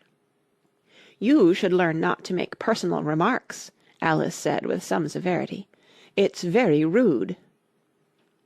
The Hatter opened his eyes very wide on hearing this, but all he said was, "Why is a raven like a writing-desk?" "Come, we shall have some fun now," thought Alice. "I'm glad they've begun asking riddles. I believe I can guess that," she added aloud. "Do you mean that you think you can find out the answer to it?" said the March Hare. "Exactly so," said Alice. "Then you should say what you mean," the March Hare went on. "I do," Alice hastily replied. At least, I mean what I say. That's the same thing, you know." "Not the same thing a bit," said the Hatter. "You might just as well say that I see what I eat is the same thing as I eat what I see." "You might just as well say," added the March Hare, "that I like what I get is the same thing as I get what I like." "You might just as well say," added the Dormouse, who seemed to be talking in his sleep, "that I breathe when I sleep is the same thing as I sleep when I breathe." "It is the same thing with you," said the Hatter, and here the conversation dropped, and the party sat silent for a minute, while Alice thought over all she could remember about ravens and writing-desks, which wasn't much. The Hatter was the first to break the silence. "What day of the month is it?" he said, turning to Alice. He had taken his watch out of his pocket, and was looking at it uneasily, shaking it every now and then, and holding it to his ear. Alice considered a little, and then said, "The 4th." "2 days wrong," sighed the Hatter. "I told you butter wouldn't suit the works," he added, looking angrily at the March Hare. "It was the best butter," the March Hare meekly replied. "Yes, but some crumbs must have got in as well," the Hatter grumbled. "You shouldn't have put it in with the bread-knife." The March Hare took the watch and looked at it gloomily. Then he dipped it into his cup of tea and looked at it again. But he could think of nothing better to say than his first remark. "It was the best butter, you know." Alice had been looking over his shoulder with some curiosity. "What a funny watch," she remarked. "It tells the day of the month, and doesn't tell what o'clock it is." "Why should it?" muttered the Hatter. "Does your watch tell you what year it is?" "Of course not," Alice replied very readily, "but that's because it stays the same year for such a long time together." "Which is just the case with mine," said the Hatter. Alice felt dreadfully puzzled. The Hatter's remark seemed to have no sort of meaning in it, and yet it was certainly English. "I don't quite understand you," she said, as politely as she could. "The Dormouse is asleep again," said the Hatter, and he poured a little hot tea upon its nose. The Dormouse shook its head impatiently, and said, without opening its eyes, of course, just what I was going to remark myself." "Have you guessed the riddle yet?" the Hatter said, turning to Alice again. "No, I give it up," Alice replied. "What's the answer?" "I haven't the slightest idea," said the Hatter. "Nor I," said the March Hare. Alice sighed wearily. "I think you might do something better with the time," she said, "than waste it in asking riddles that have no answers." "If you knew time as well as I do," said the Hatter, "you wouldn't talk about wasting it. It's him." "I don't know what you mean," said Alice. "Of course you don't," the Hatter said, tossing his head contemptuously. "I dare say you never even spoke to time." "Perhaps not," Alice cautiously replied, "but I know I have to beat time when I learn music." "Ah, that accounts for it," said the Hatter. "He won't stand beating. Now, if you only kept on good terms with him, he'd do almost anything you liked with the clock. For instance, suppose it were 9 o'clock in the morning, just time to begin lessons. You'd only have to whisper a hint to time, and round goes the clock in a twinkling. 1:30, time for dinner." "I only wish it was," the March Hare said to itself in a whisper. "That would be grand, certainly," said Alice thoughtfully. "But then, I shouldn't be hungry for it, you know." "Not at first, perhaps," said the Hatter, "but you could keep it to 1:30 as long as you liked." "Is that the way you manage?" Alice asked. The Hatter shook his head mournfully. "Not I," he replied. "We quarrelled last March, just before he went mad, you know," pointing with his teaspoon at the March Hare. "It was at the great concert given by the Queen of Hearts, and I had to sing, 'Twinkle, twinkle, little bat, how I wonder what you're at.' You know the song, perhaps?" "I've heard something like it," said Alice. "It goes on, you know," the Hatter continued, "in this way. Up above the world you fly, like a tea-tray in the sky, twinkle, twinkle." Here the Dormouse shook itself, and began singing in its sleep, "Twinkle, twinkle, twinkle, twinkle," and went on so long that they had to pinch it to make it stop. "Well, I'd hardly finished the first verse," said the Hatter, "when the Queen jumped up and bawled out, 'He's murdering the time! Off with his head!'" "How dreadfully savage!" exclaimed Alice. "And ever since that," the Hatter went on in a mournful tone, "he won't do a thing I ask. It's always 6 o'clock now." A bright idea came into Alice's head. "Is that the reason so many tea things are put out here?" she asked. "Yes, that's it," said the Hatter with a sigh. "It's always tea time, and we've no time to wash the things between whiles." "Then you keep moving round, I suppose," said Alice. "Exactly so," said the Hatter, "as the things get used up." "But what happens when you come to the beginning again?" Alice ventured to ask. "Suppose we change the subject," the March Hare interrupted, yawning. "I'm getting tired of this. I vote the young lady tells us a story." "I'm afraid I don't know one," said Alice, rather alarmed at the proposal. "Then the Dormouse shall," they both cried. "Wake up, Dormouse!" And they pinched it on both sides at once. The Dormouse slowly opened his eyes. "I wasn't asleep," he said in a hoarse, feeble voice. "I heard every word you fellows were saying." "Tell us a story," said the March Hare.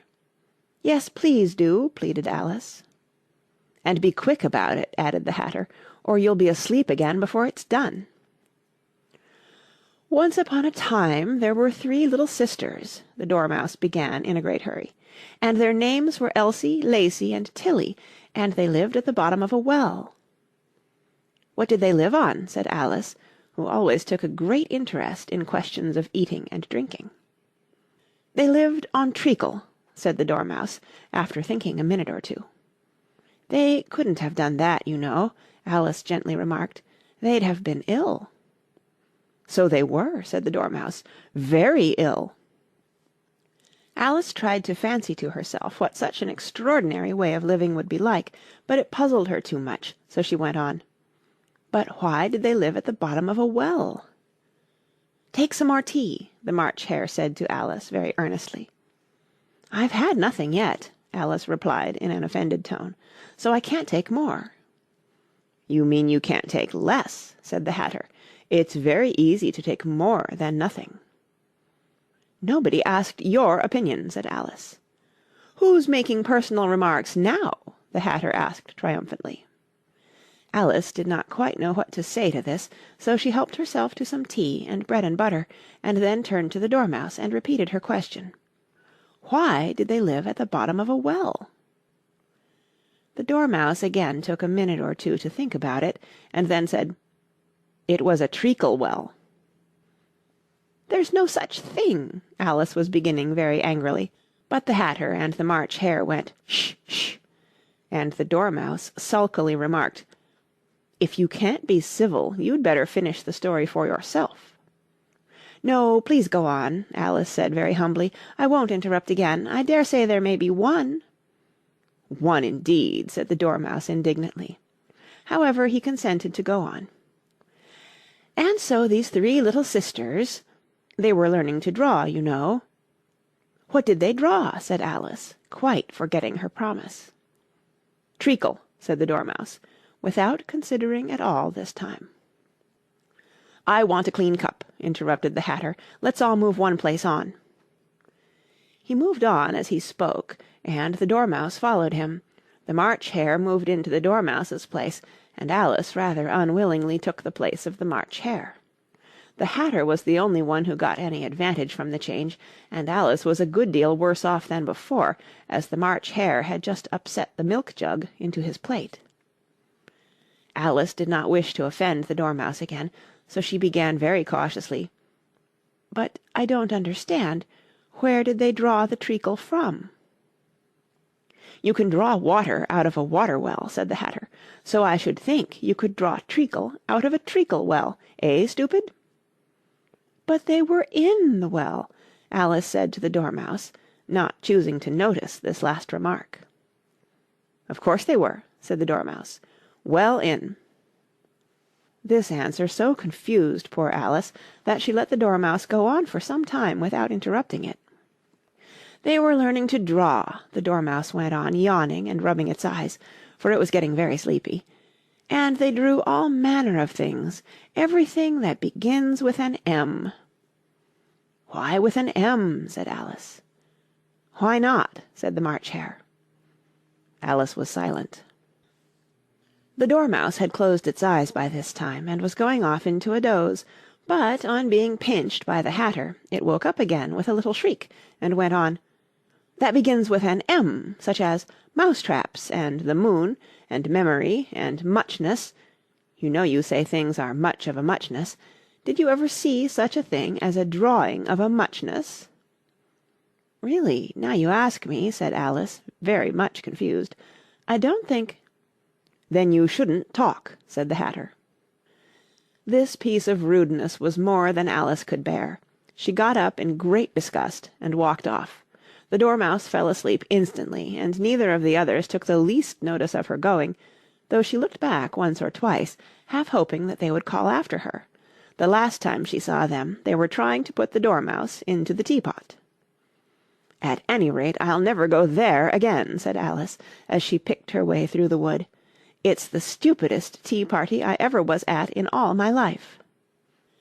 Just as she said this, she noticed that one of the trees had a door leading right into it. "That's very curious," she thought, "but everything's curious to-day. I think I may as well go in at once." And in she went. Once more she found herself in the long hall and close to the little glass table. "Now I'll manage better this time," she said to herself, and began by taking the little golden key and unlocking the door that led into the garden. Then she went to work nibbling at the mushroom (she had kept a piece of it in her pocket) till she was about a foot high. Then she walked down the little passage, and then she found herself at last in the beautiful garden, among the bright flower-beds and the cool fountains. End of Chapter 7.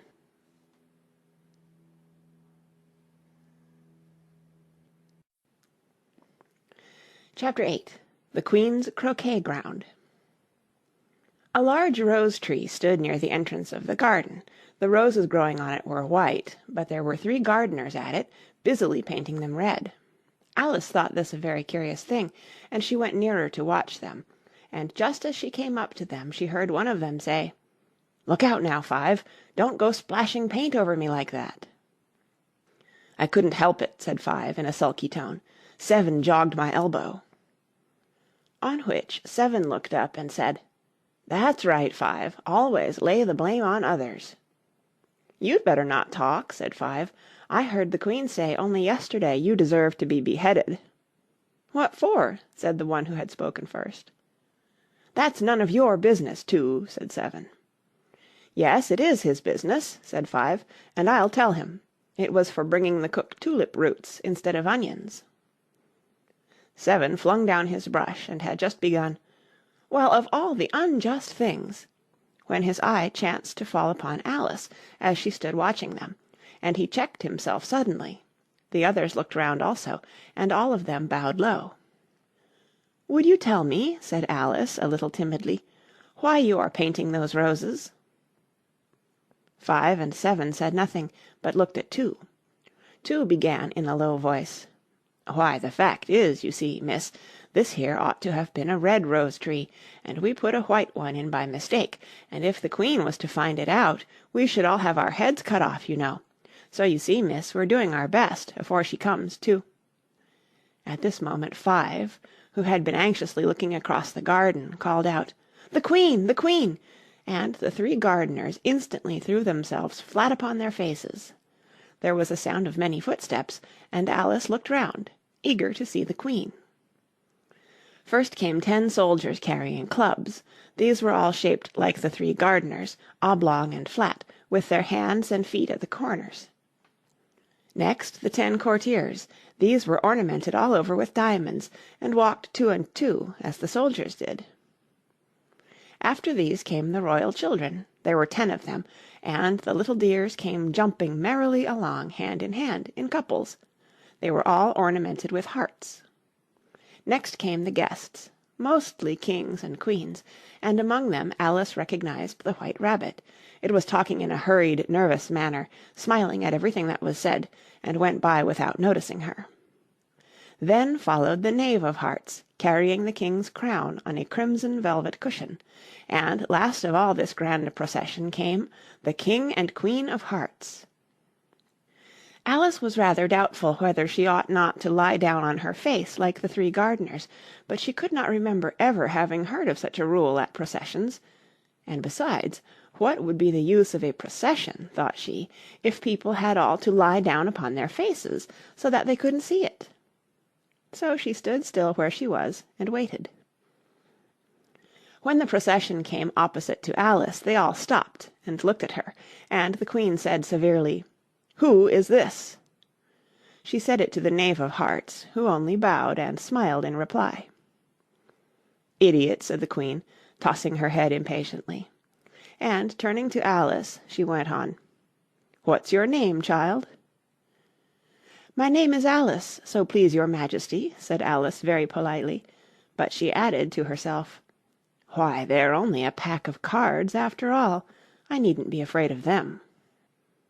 "And who are these?" said the Queen, pointing to the 3 gardeners, who were lying round the rose-tree, for you see, as they were lying on their faces, and the pattern on their backs was the same as the rest of the pack, she could not tell whether they were gardeners, or soldiers, or courtiers, or 3 of her own children. "How should I know?" said Alice, surprised at her own courage. "It's no business of mine."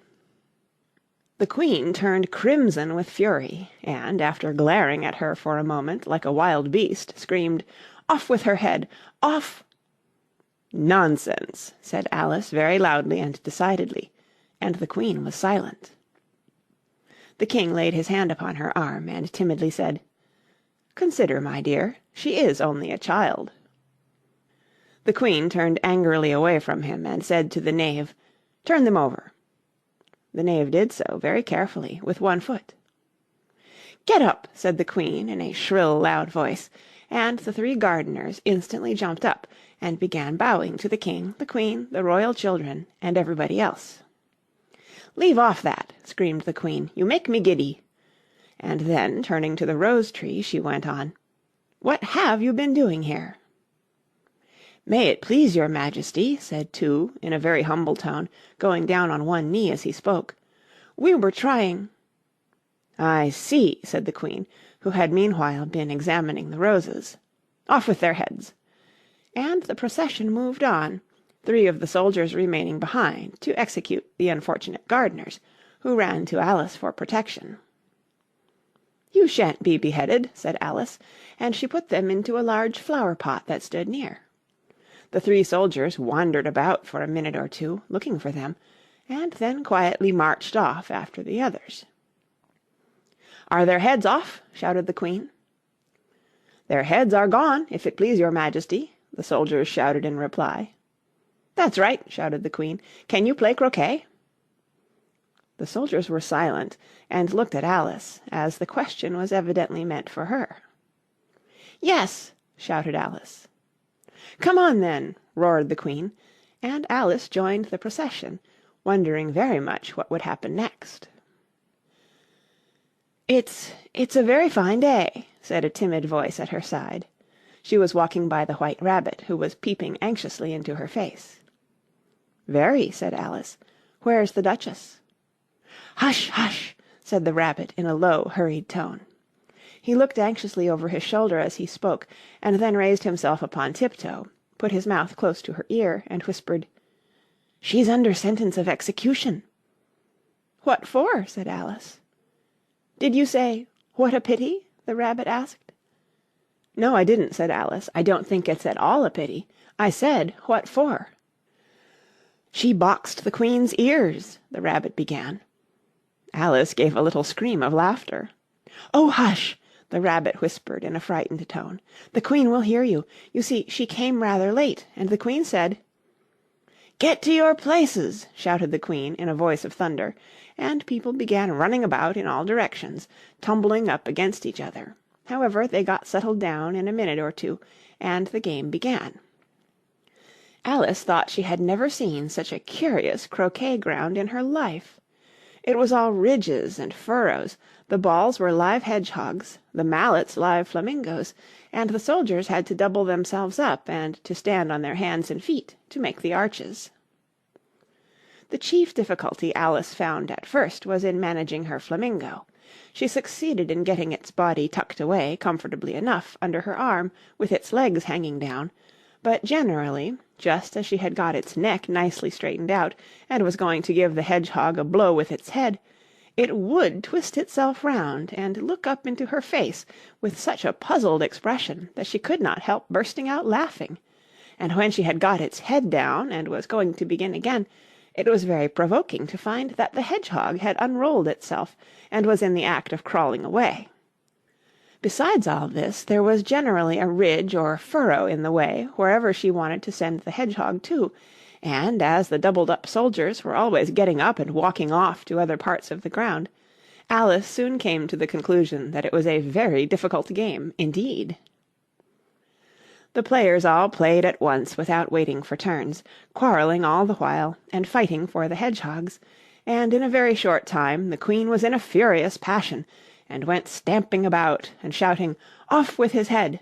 or "Off with her head!" about once a minute. Alice began to feel very uneasy.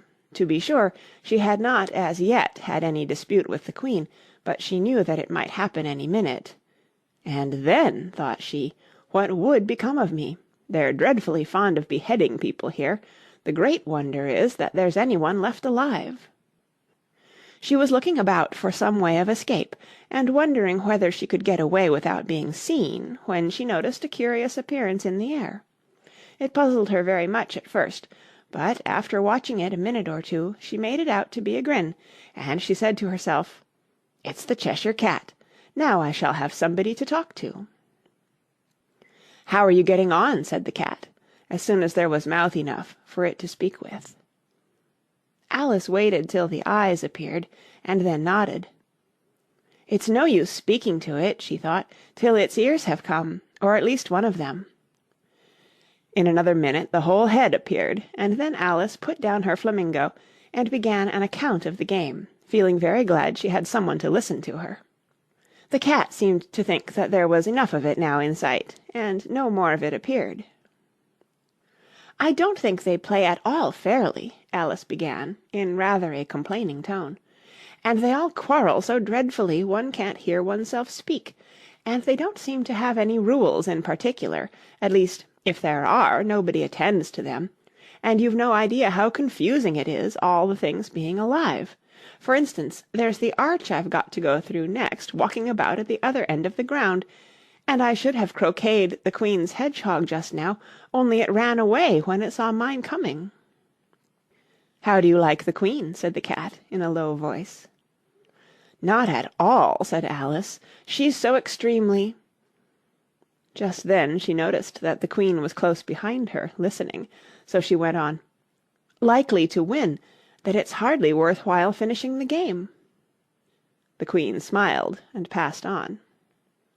"Who are you talking to?" said the King, going up to Alice, and looking at the cat's head with great curiosity.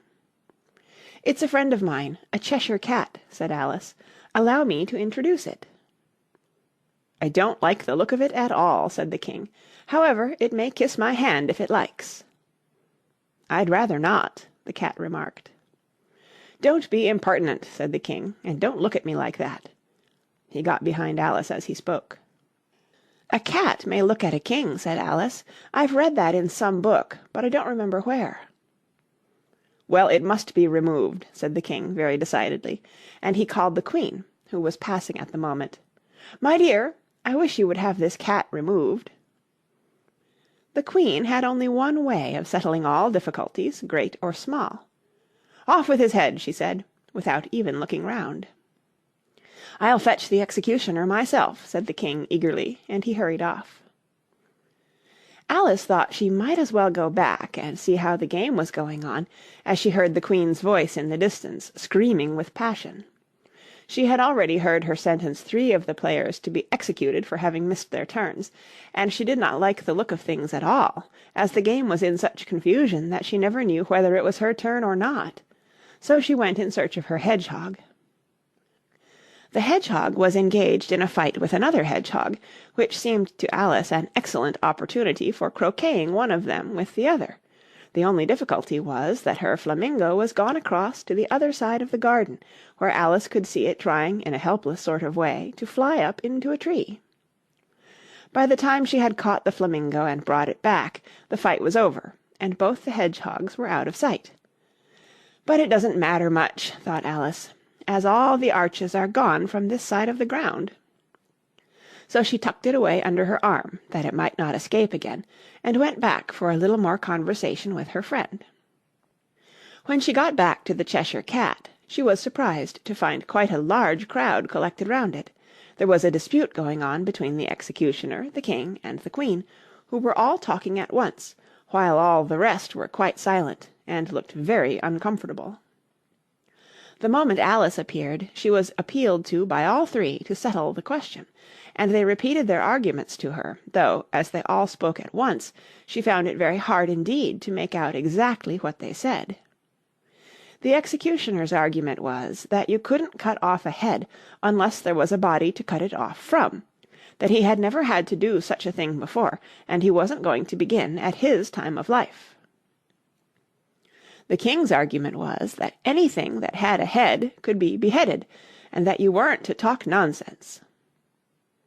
The queen's argument was that if something wasn't done about it in less than no time, she'd have everybody executed all round. It was this last remark that had made the whole party look so grave and anxious. Alice could think of nothing else to say but, "It belongs to the Duchess. You'd better ask her about it." "She's in prison," the Queen said to the executioner. "Fetch her here." And the executioner went off like an arrow. The cat's head began fading away the moment he was gone, and, by the time he had come back with the Duchess, it had entirely disappeared, so the king and the executioner ran wildly up and down looking for it, while the rest of the party went back to the game. End of chapter 8.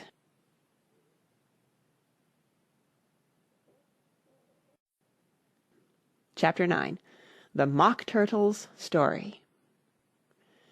"You can't think how glad I am to see you again, you dear old thing," said the Duchess, as she tucked her arm affectionately into Alice's, and they walked off together.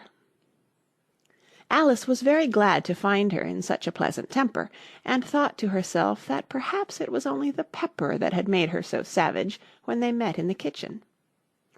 "When I'm a duchess," she said to herself, not in a very hopeful tone, though, "I won't have any pepper in my kitchen at all. Soup does very well without. Maybe it's always pepper that makes people hot-tempered," she went on, very much pleased at having found out a new kind of rule, "and vinegar that makes them sour, and camomile that makes them bitter, and barley sugar and such things that make children sweet-tempered. I only wish people knew that, then they wouldn't be so stingy about it, you know." She had quite forgotten the Duchess by this time, and was a little startled when she heard her voice close to her ear. "You're thinking about something, my dear, and that makes you forget to talk. I can't tell you just now what the moral of that is, but I shall remember it in a bit." "Perhaps it hasn't one," Alice ventured to remark. "Tut, tut, child," said the Duchess, "everything's got a moral, if only you can find it." And she squeezed herself up closer to Alice's side as she spoke. Alice did not much like keeping so close to her, first because the Duchess was very ugly, and secondly because she was exactly the right height to rest her chin upon Alice's shoulder, and it was an uncomfortably sharp chin. However, she did not like to be rude, so she bore it as well as she could. "The game's going on rather better now," she said, by way of keeping up the conversation a little. "'Tis so," said the Duchess, "and the moral of that is, 'Oh, 'tis love, that makes the world go round.'" "Somebody said," Alice whispered, "that it's done by everybody minding their own business." "Ah, well, it means much the same thing," said the Duchess, digging her sharp little chin into Alice's shoulder as she added, "and the moral of that is, take care of the sense, and the sounds will take care of themselves."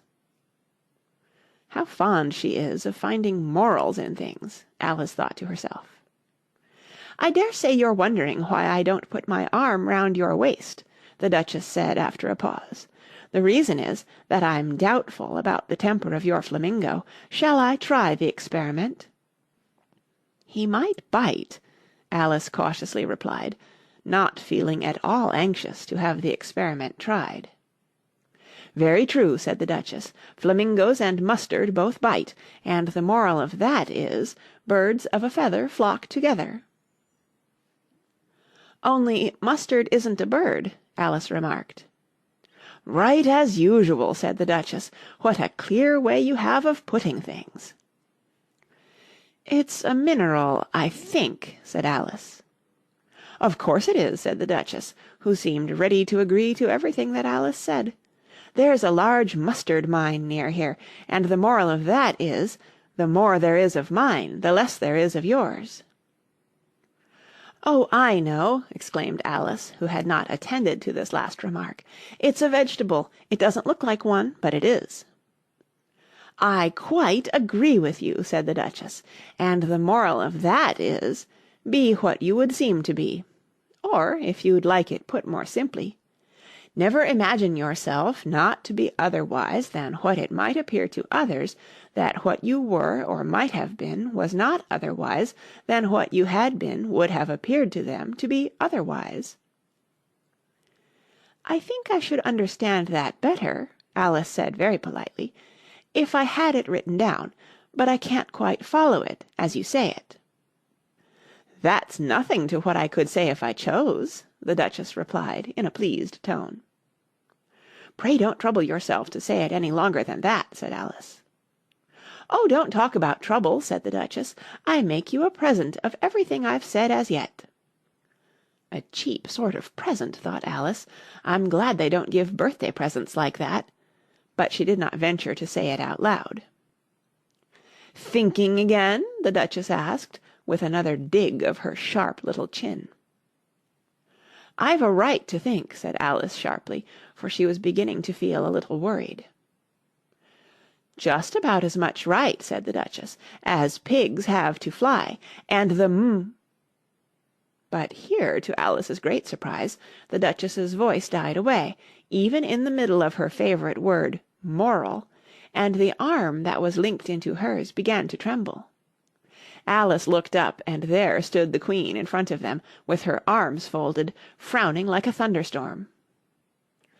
"A fine day, your Majesty," the Duchess began in a low, weak voice. "Now I give you fair warning," shouted the Queen, stamping on the ground as she spoke. "Either you or your head must be off, and that in about half no time. Take your choice." The Duchess took her choice, and was gone in a moment. "Let's go on with the game," the Queen said to Alice, and Alice was too much frightened to say a word, but slowly followed her back to the croquet ground. The other guests had taken advantage of the Queen's absence, and were resting in the shade. However, the moment they saw her, they hurried back to the game, the Queen merely remarking that a moment's delay would cost them their lives. All the time they were playing, the Queen never left off quarrelling with the other players, and shouting, "Off with his head!" or "Off with her head!" Those whom she sentenced were taken into custody by the soldiers, who of course had to leave off being arches to do this, so that by the end of half an hour or so there were no arches left, and all the players, except the King, the Queen, and Alice, were in custody and under sentence of execution. Then the Queen left off, quite out of breath, and said to Alice, "Have you seen the Mock Turtle yet?" "No," said Alice, "I don't even know what a Mock Turtle is." "It's the thing Mock Turtle soup is made from," said the Queen. "I never saw one or heard of one," said Alice. "Come on, then," said the Queen, "and he shall tell you his history." As they walked off together, Alice heard the King say in a low voice to the company generally, "You are all pardoned." "Come, that's a good thing," she said to herself, for she had felt quite unhappy at the number of executions the Queen had ordered. They very soon came upon a griffin lying fast asleep in the sun. If you don't know what a griffin is, look at the picture. "Up, lazy thing," said the Queen, "and take this young lady to see the Mock Turtle, and to hear his history. I must go back and see after some executions I have ordered." And she walked off, leaving Alice alone with the griffin. Alice did not quite like the look of the creature, but on the whole she thought it would be quite as safe to stay with it as to go after that savage Queen, so she waited. The griffin sat up and rubbed its eyes. Then it watched the Queen till she was out of sight. Then it chuckled. "What fun!" said the Gryphon, half to itself, half to Alice. "What is the fun?" said Alice. "Why, she," said the Gryphon. "It's all her fancy, that. They never executes nobody, you know. Come on." "Everybody says 'come on' here," thought Alice, as she went slowly after it. "I never was so ordered about in all my life, never." They had not gone far before they saw the Mock Turtle in the distance, sitting sad and lonely on a little ledge of rock, and as they came nearer Alice could hear him sighing as if his heart would break. She pitied him deeply.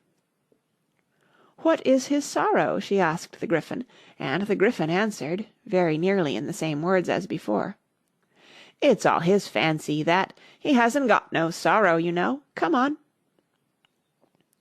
So they went up to the Mock Turtle, who looked at them with large eyes full of tears, but said nothing.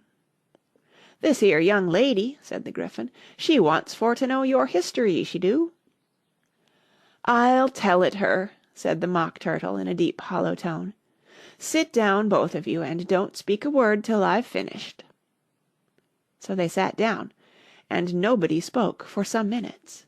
Alice thought to herself, "I don't see how he can ever finish if he doesn't begin," but she waited patiently.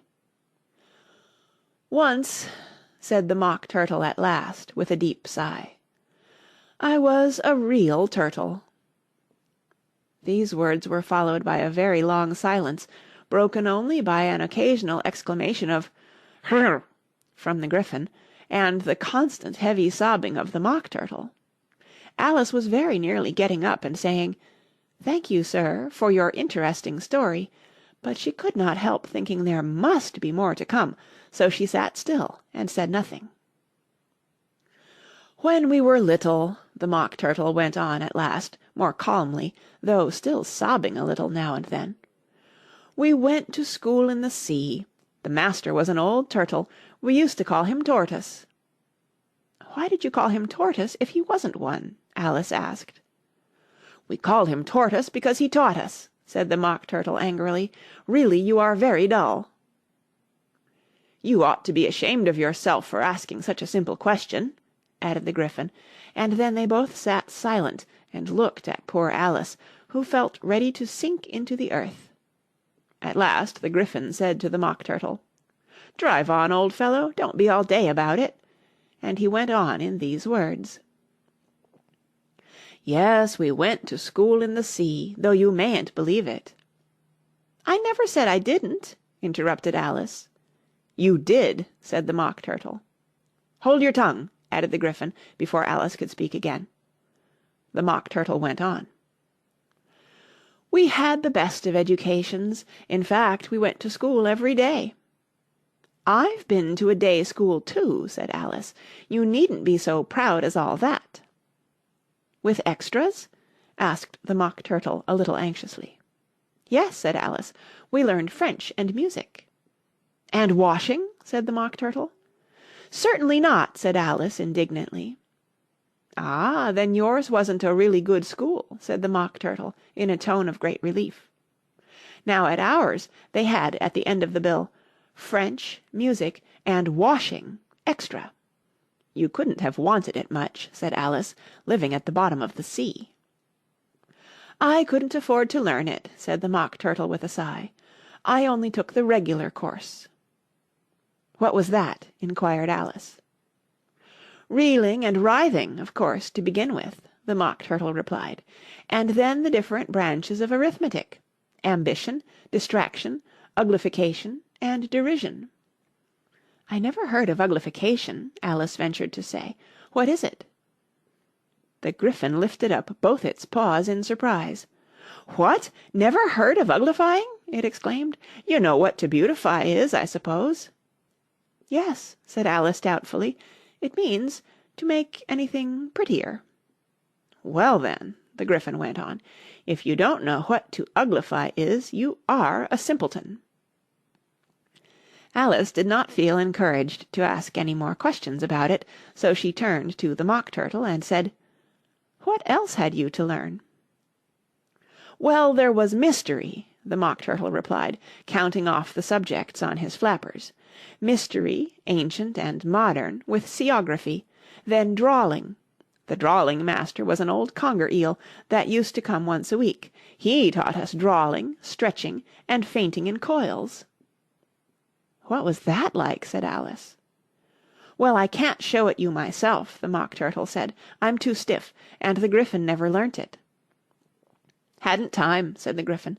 "I went to the classics master, though. He was an old crab, he was."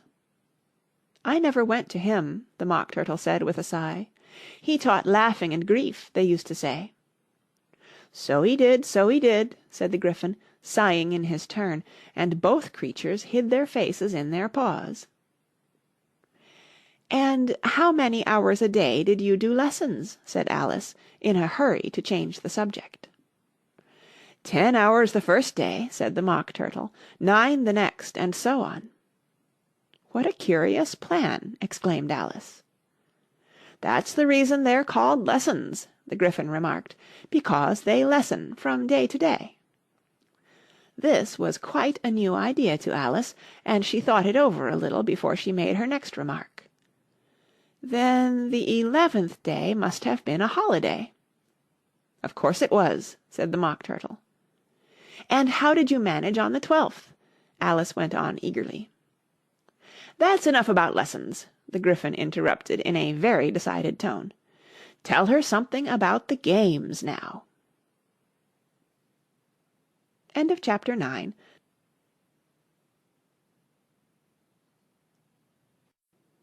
Chapter 10.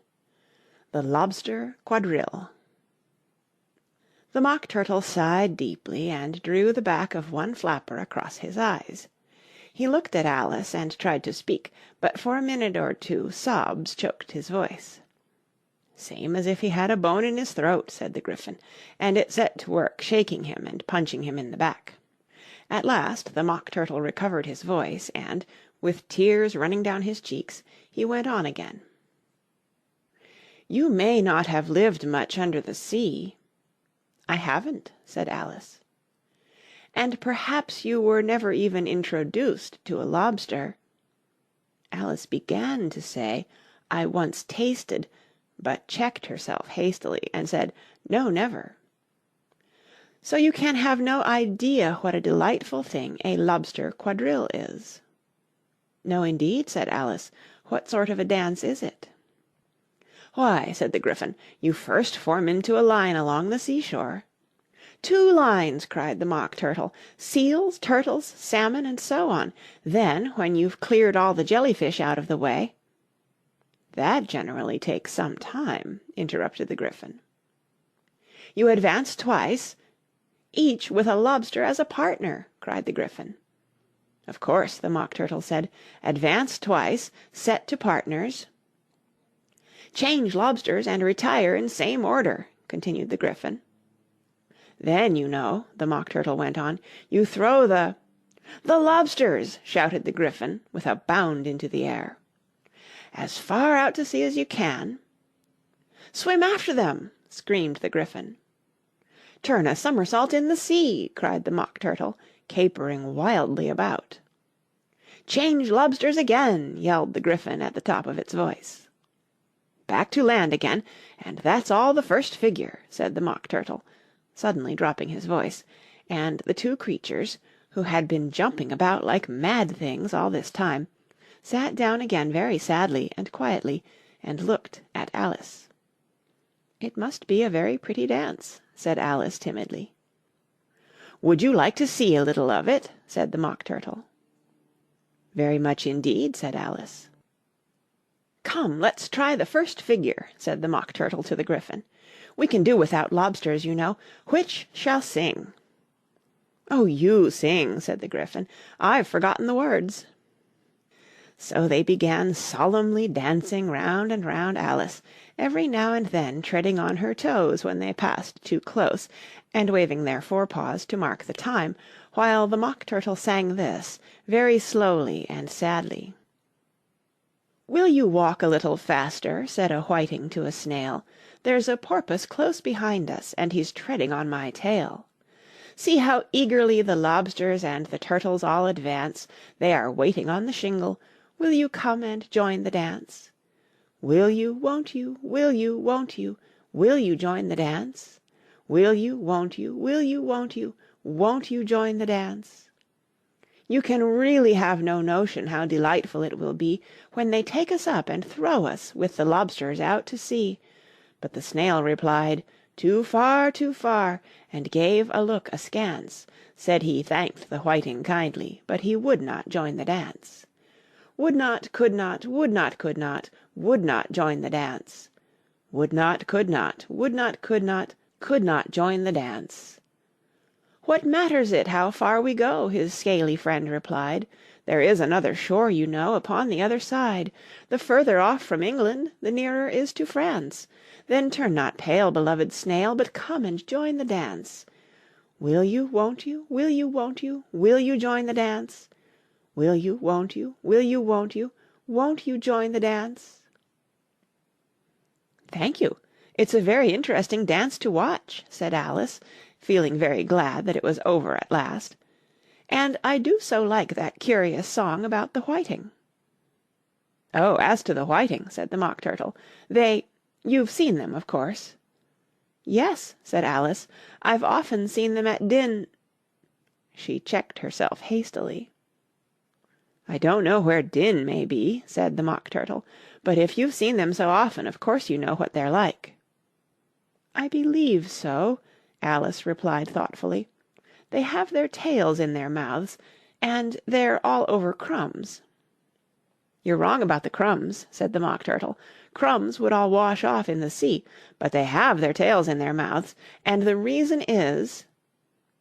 Here the Mock Turtle yawned and shut his eyes. Tell her about the reason and all that, he said to the Gryphon. The reason is, said the Gryphon, that they would go with the lobsters to the dance, so they got thrown out to sea, so they had to fall a long way, so they got their tails fast in their mouths, so they couldn't get them out again, that's all. Thank you, said Alice.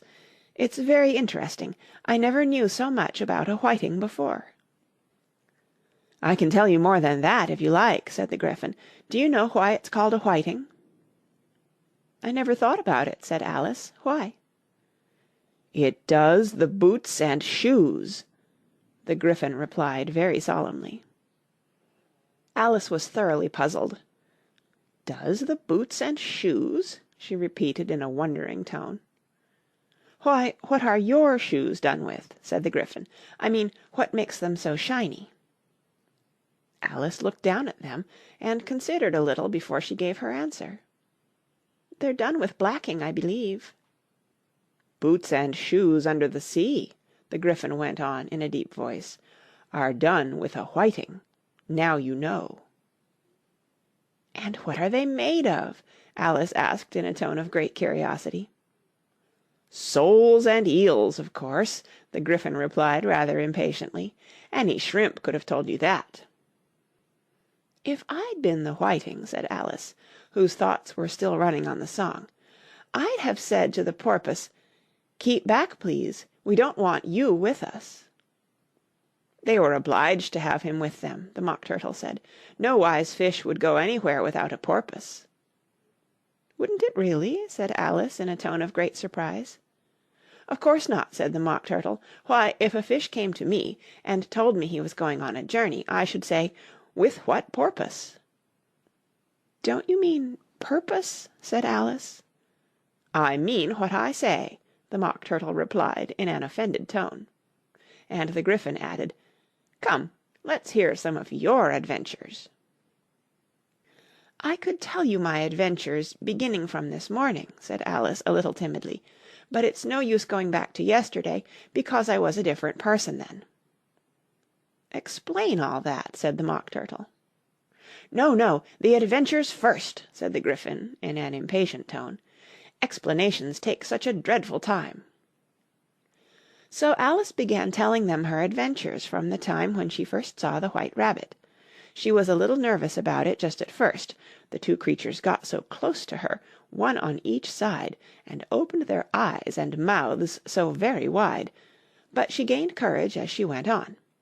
Her listeners were perfectly quiet till she got to the part about her repeating, "You are old, Father William," to the caterpillar, and the words all coming different, and then the Mock Turtle drew a long breath and said, "That's very curious."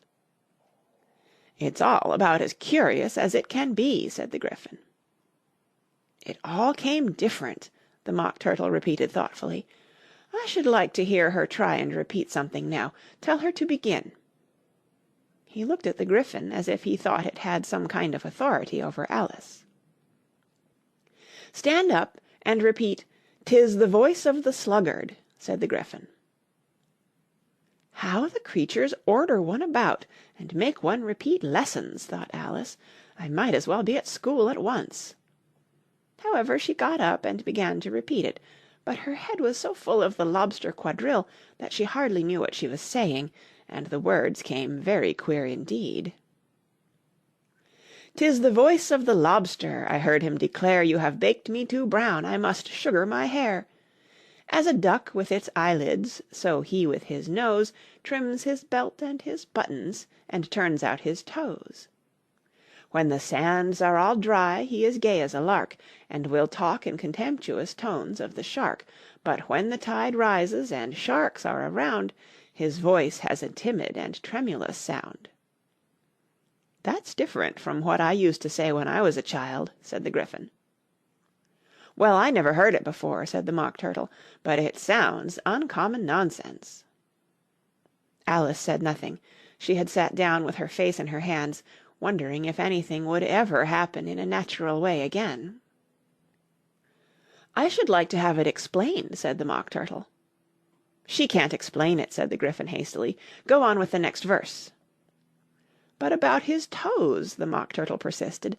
"How could he turn them out with his nose, you know?" "It's the first position in dancing," Alice said, but was dreadfully puzzled by the whole thing, and longed to change the subject. "Go on with the next verse," the Gryphon repeated impatiently. "It begins, 'I passed by his garden.'" Alice did not dare to disobey, though she felt sure it would all come wrong, and she went on in a trembling voice, "I passed by his garden, and marked with one eye How the owl and the panther were sharing a pie. The panther took pie crust and gravy and meat, While the owl had the dish as its share of the treat. When the pie was all finished, the owl, as a boon, Was kindly permitted to pocket the spoon, While the panther received knife and fork with a growl, And concluded the banquet—" "What is the use of repeating all that stuff?"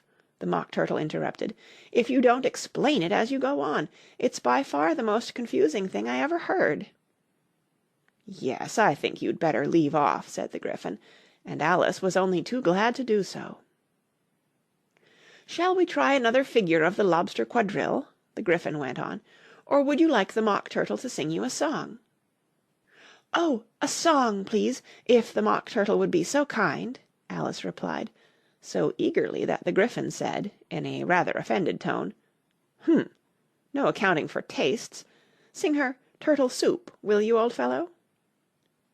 The Mock Turtle sighed deeply, and began, in a voice sometimes choked with sobs, to sing this: "Beautiful soup, so rich and green, Waiting in a hot tureen, Who for such dainties would not stoop? Soup of the evening, beautiful soup, Soup of the evening, beautiful soup, Beautiful soup, beautiful soup, Soup of the evening, beautiful, beautiful soup." Beautiful soup! Who cares for fish, game, or any other dish? Who would not give all else for 2 pennyworth only of beautiful soup? Pennyworth only of beautiful soup, Beautiful soup, beautiful soup, Soup of the evening, beautiful, beautiful soup. "Chorus again!" cried the Gryphon, and the Mock Turtle had just begun to repeat it, when a cry of "The trial's beginning!" was heard in the distance. "Come on!" cried the Gryphon, and, taking Alice by the hand, it hurried off, without waiting for the end of the song. "What trial is it?" Alice panted as she ran, but the Gryphon only answered, "Come on!" and ran the faster, while more and more faintly came, carried on the breeze that followed them, the melancholy words, "Soup of the evening, beautiful, beautiful soup." End of chapter 10.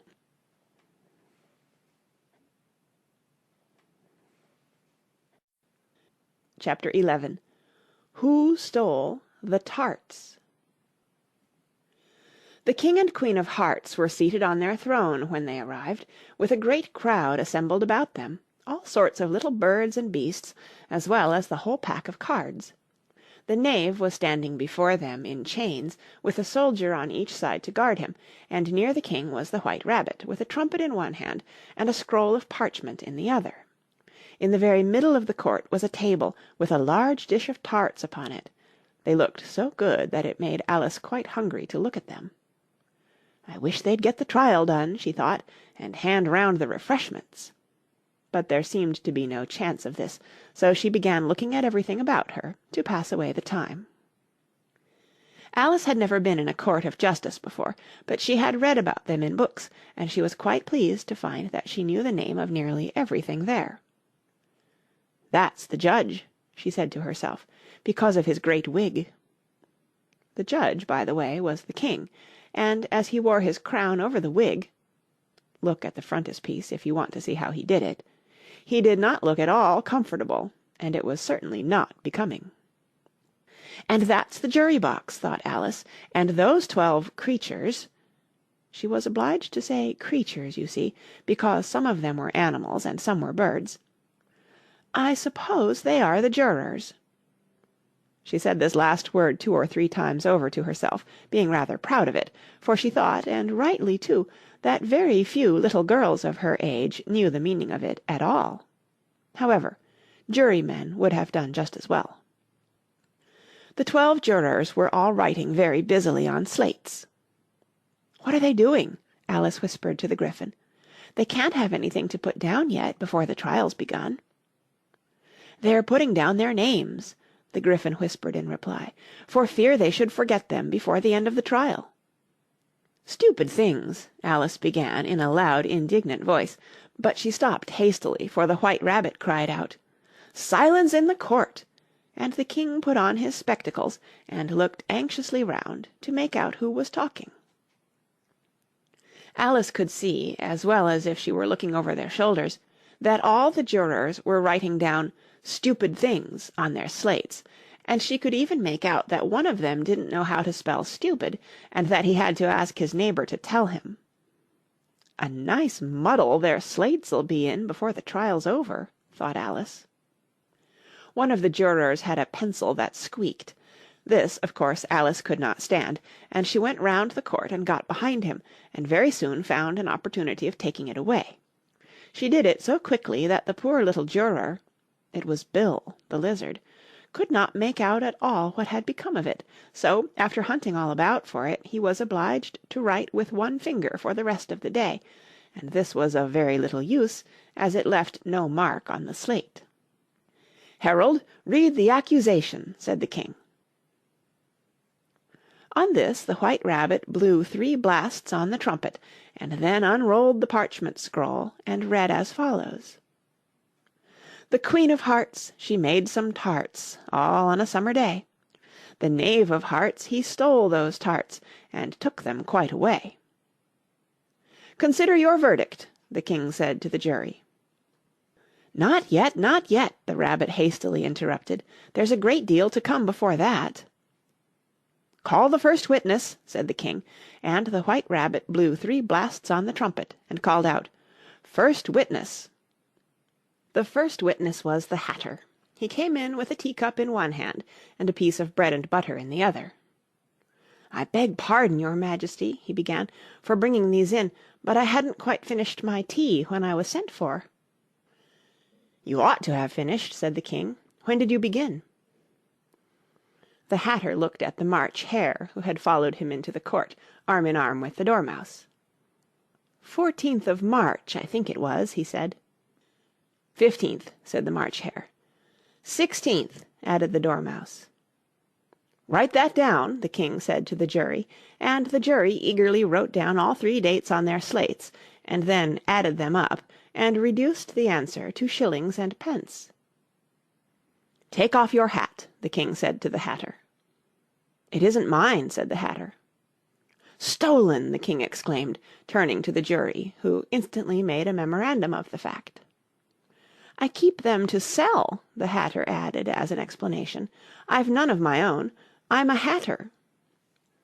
Here the Queen put on her spectacles and began staring at the Hatter, who turned pale and fidgeted. "Give your evidence," said the King, "and don't be nervous, or I'll have you executed on the spot."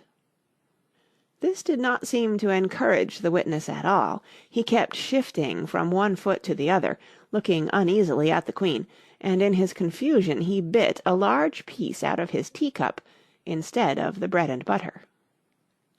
Just at this moment Alice felt a very curious sensation, which puzzled her a good deal, until she made out what it was.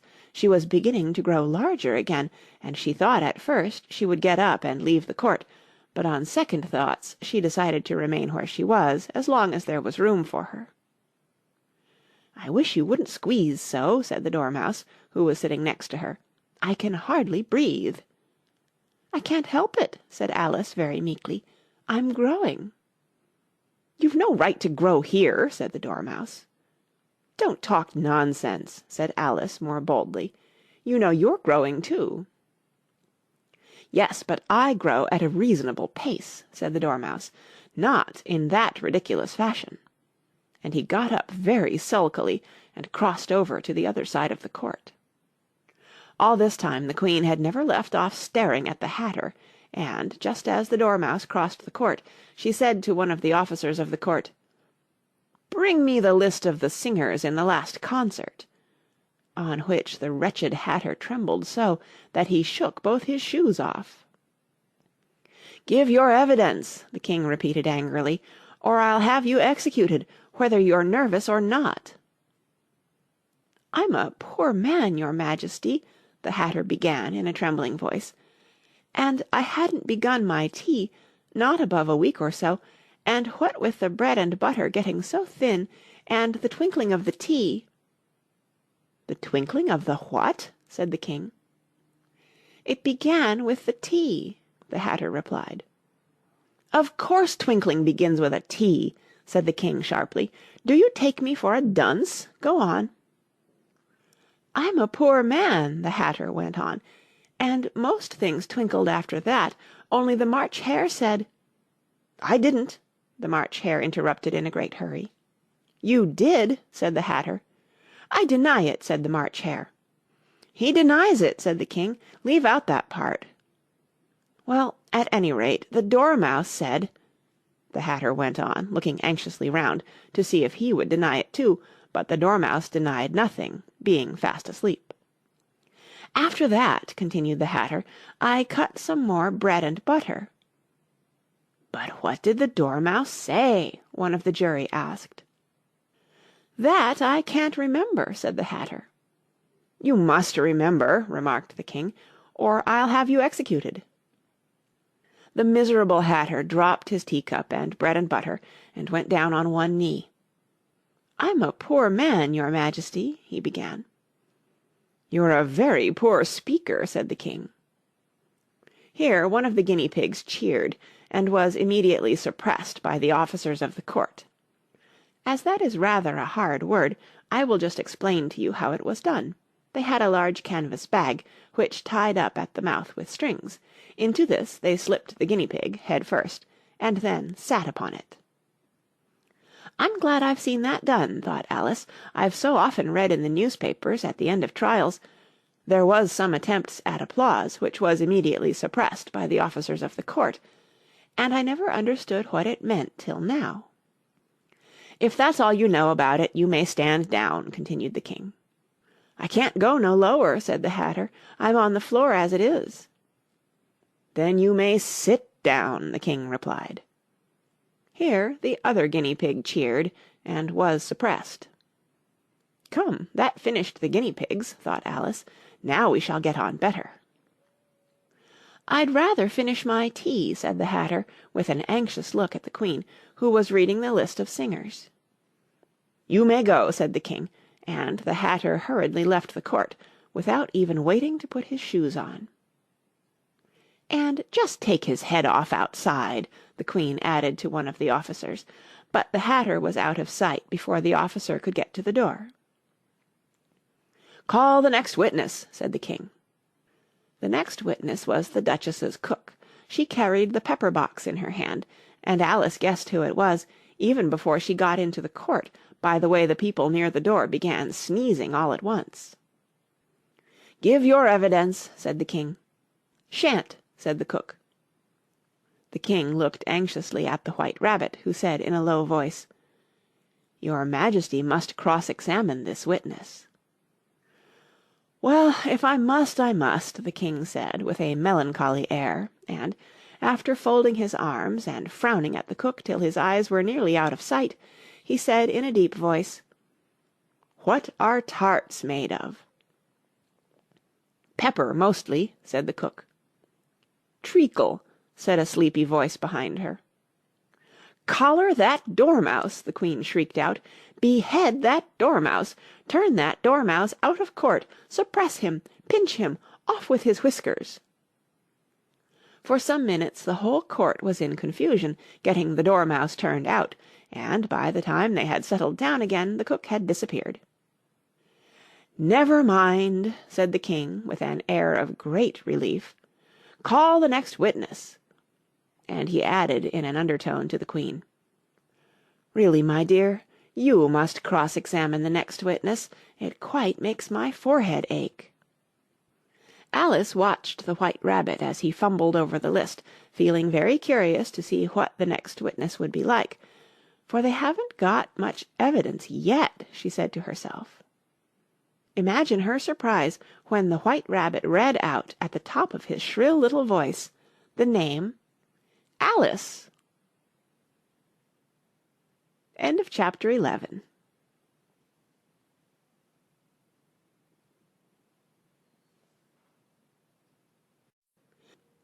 Chapter 12. Alice's Evidence. "Here!" cried Alice, quite forgetting in the flurry of the moment how large she had grown in the last few minutes, and she jumped up in such a hurry that she tipped over the jury-box with the edge of her skirt, upsetting all the jurymen on to the heads of the crowd below, and there they lay sprawling about, reminding her very much of a globe of goldfish she had accidentally upset the week before. "Oh, I beg your pardon!" she exclaimed in a tone of great dismay, and began picking them up again as quickly as she could, for the accident of the goldfish kept running in her head, and she had a vague sort of idea that they must be collected at once and put back into the jury-box, or they would die. "The trial cannot proceed," said the King in a very grave voice, "until all the jurymen are back in their proper places. All," he repeated with great emphasis, looking hard at Alice as he said so. Alice looked at the jury-box and saw that, in her haste, she had put the lizard in head downwards, and the poor little thing was waving its tail about in a melancholy way, being quite unable to move. She soon got it out again and put it right. "Not that it signifies much," she said to herself.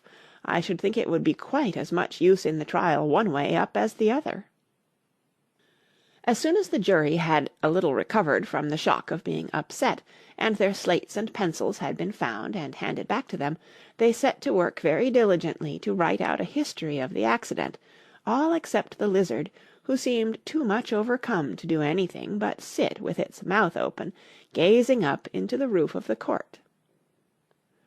"What do you know about this business?" the King said to Alice. "Nothing," said Alice.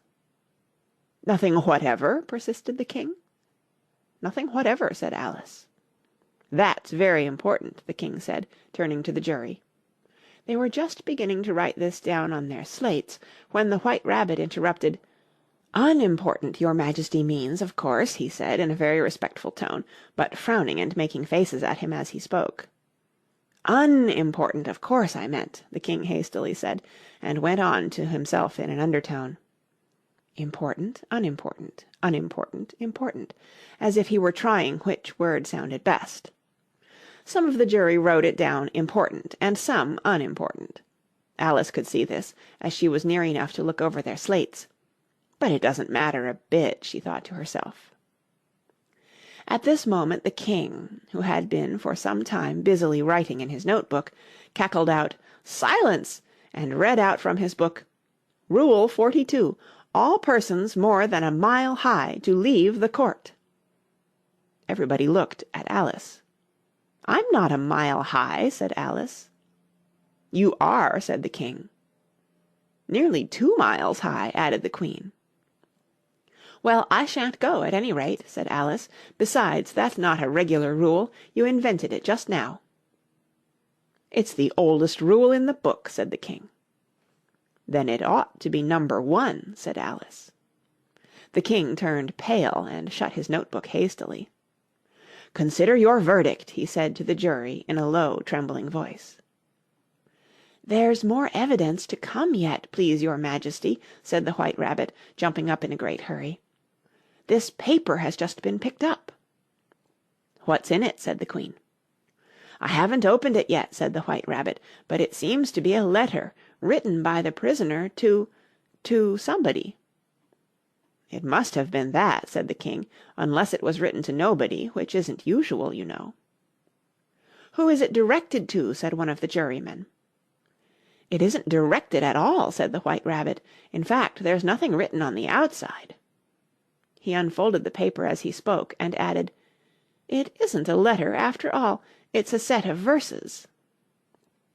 "Are they in the prisoner's handwriting?" asked another of the jurymen. "No, they're not," said the White Rabbit, "and that's the queerest thing about it." The jury all looked puzzled. "He must have imitated somebody else's hand," said the king. The jury all brightened up again. "Please, your majesty," said the knave, "I didn't write it, and they can't prove I did. There's no name signed at the end."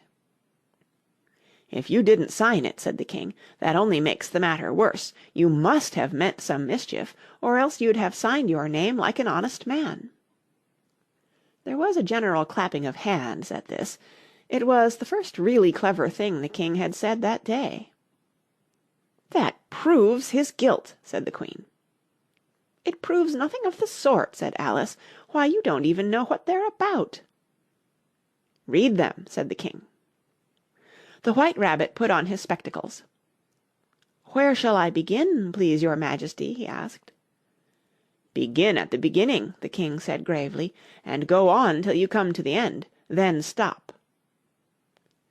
These were the verses the White Rabbit read. "They told me you had been to her, and mentioned me to him. She gave me a good character, but said I could not swim. He sent them word I had not gone, we know it to be true. If she should push the matter on, what would become of you?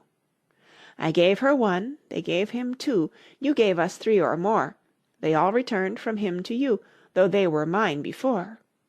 If I or she should chance to be involved in this affair, he trusts to you to set them free exactly as we were. My notion was that you had been, before she had this fit, an obstacle that came between him and ourselves and it. Don't let him know she liked them best, for this must ever be a secret kept from all the rest, between yourself and me." "That's the most important piece of evidence we've heard yet," said the king, rubbing his hands. "So now let the jury—" "If any one of them can explain it," said Alice.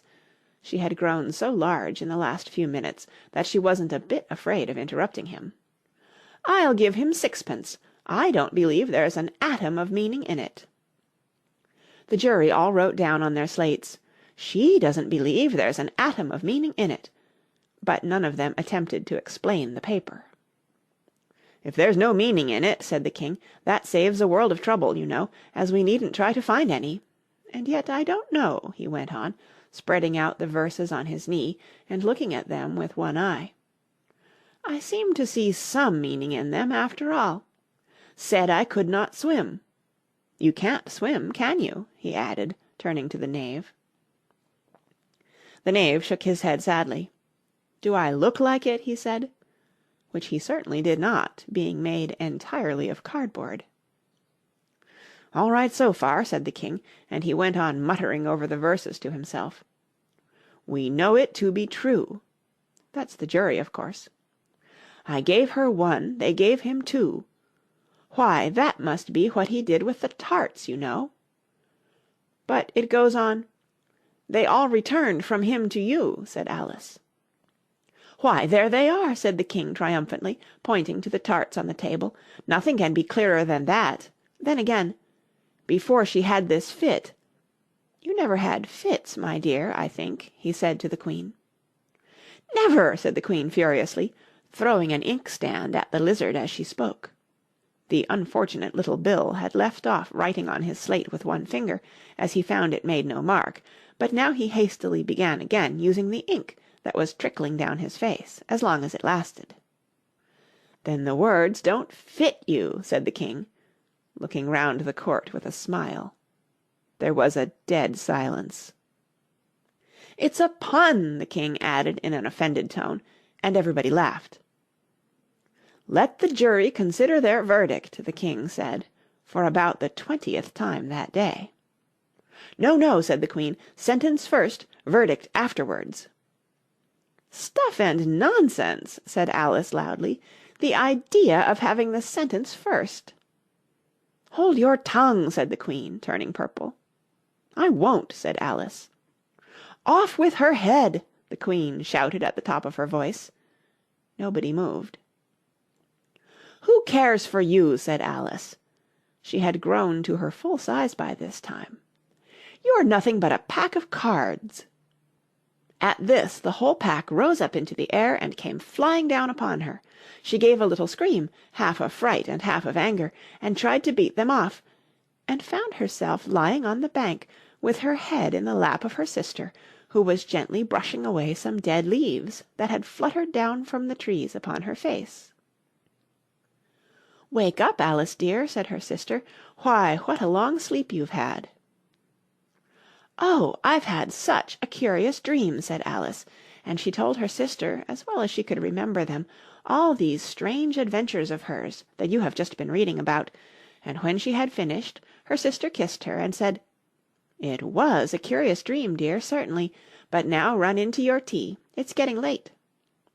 So Alice got up and ran off, thinking while she ran, as well she might, what a wonderful dream it had been.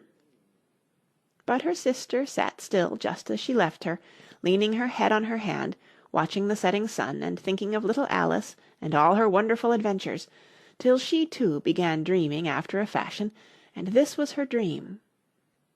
First she dreamed of little Alice herself, and once again the tiny hands were clasped upon her knee, and the bright eager eyes were looking up into hers.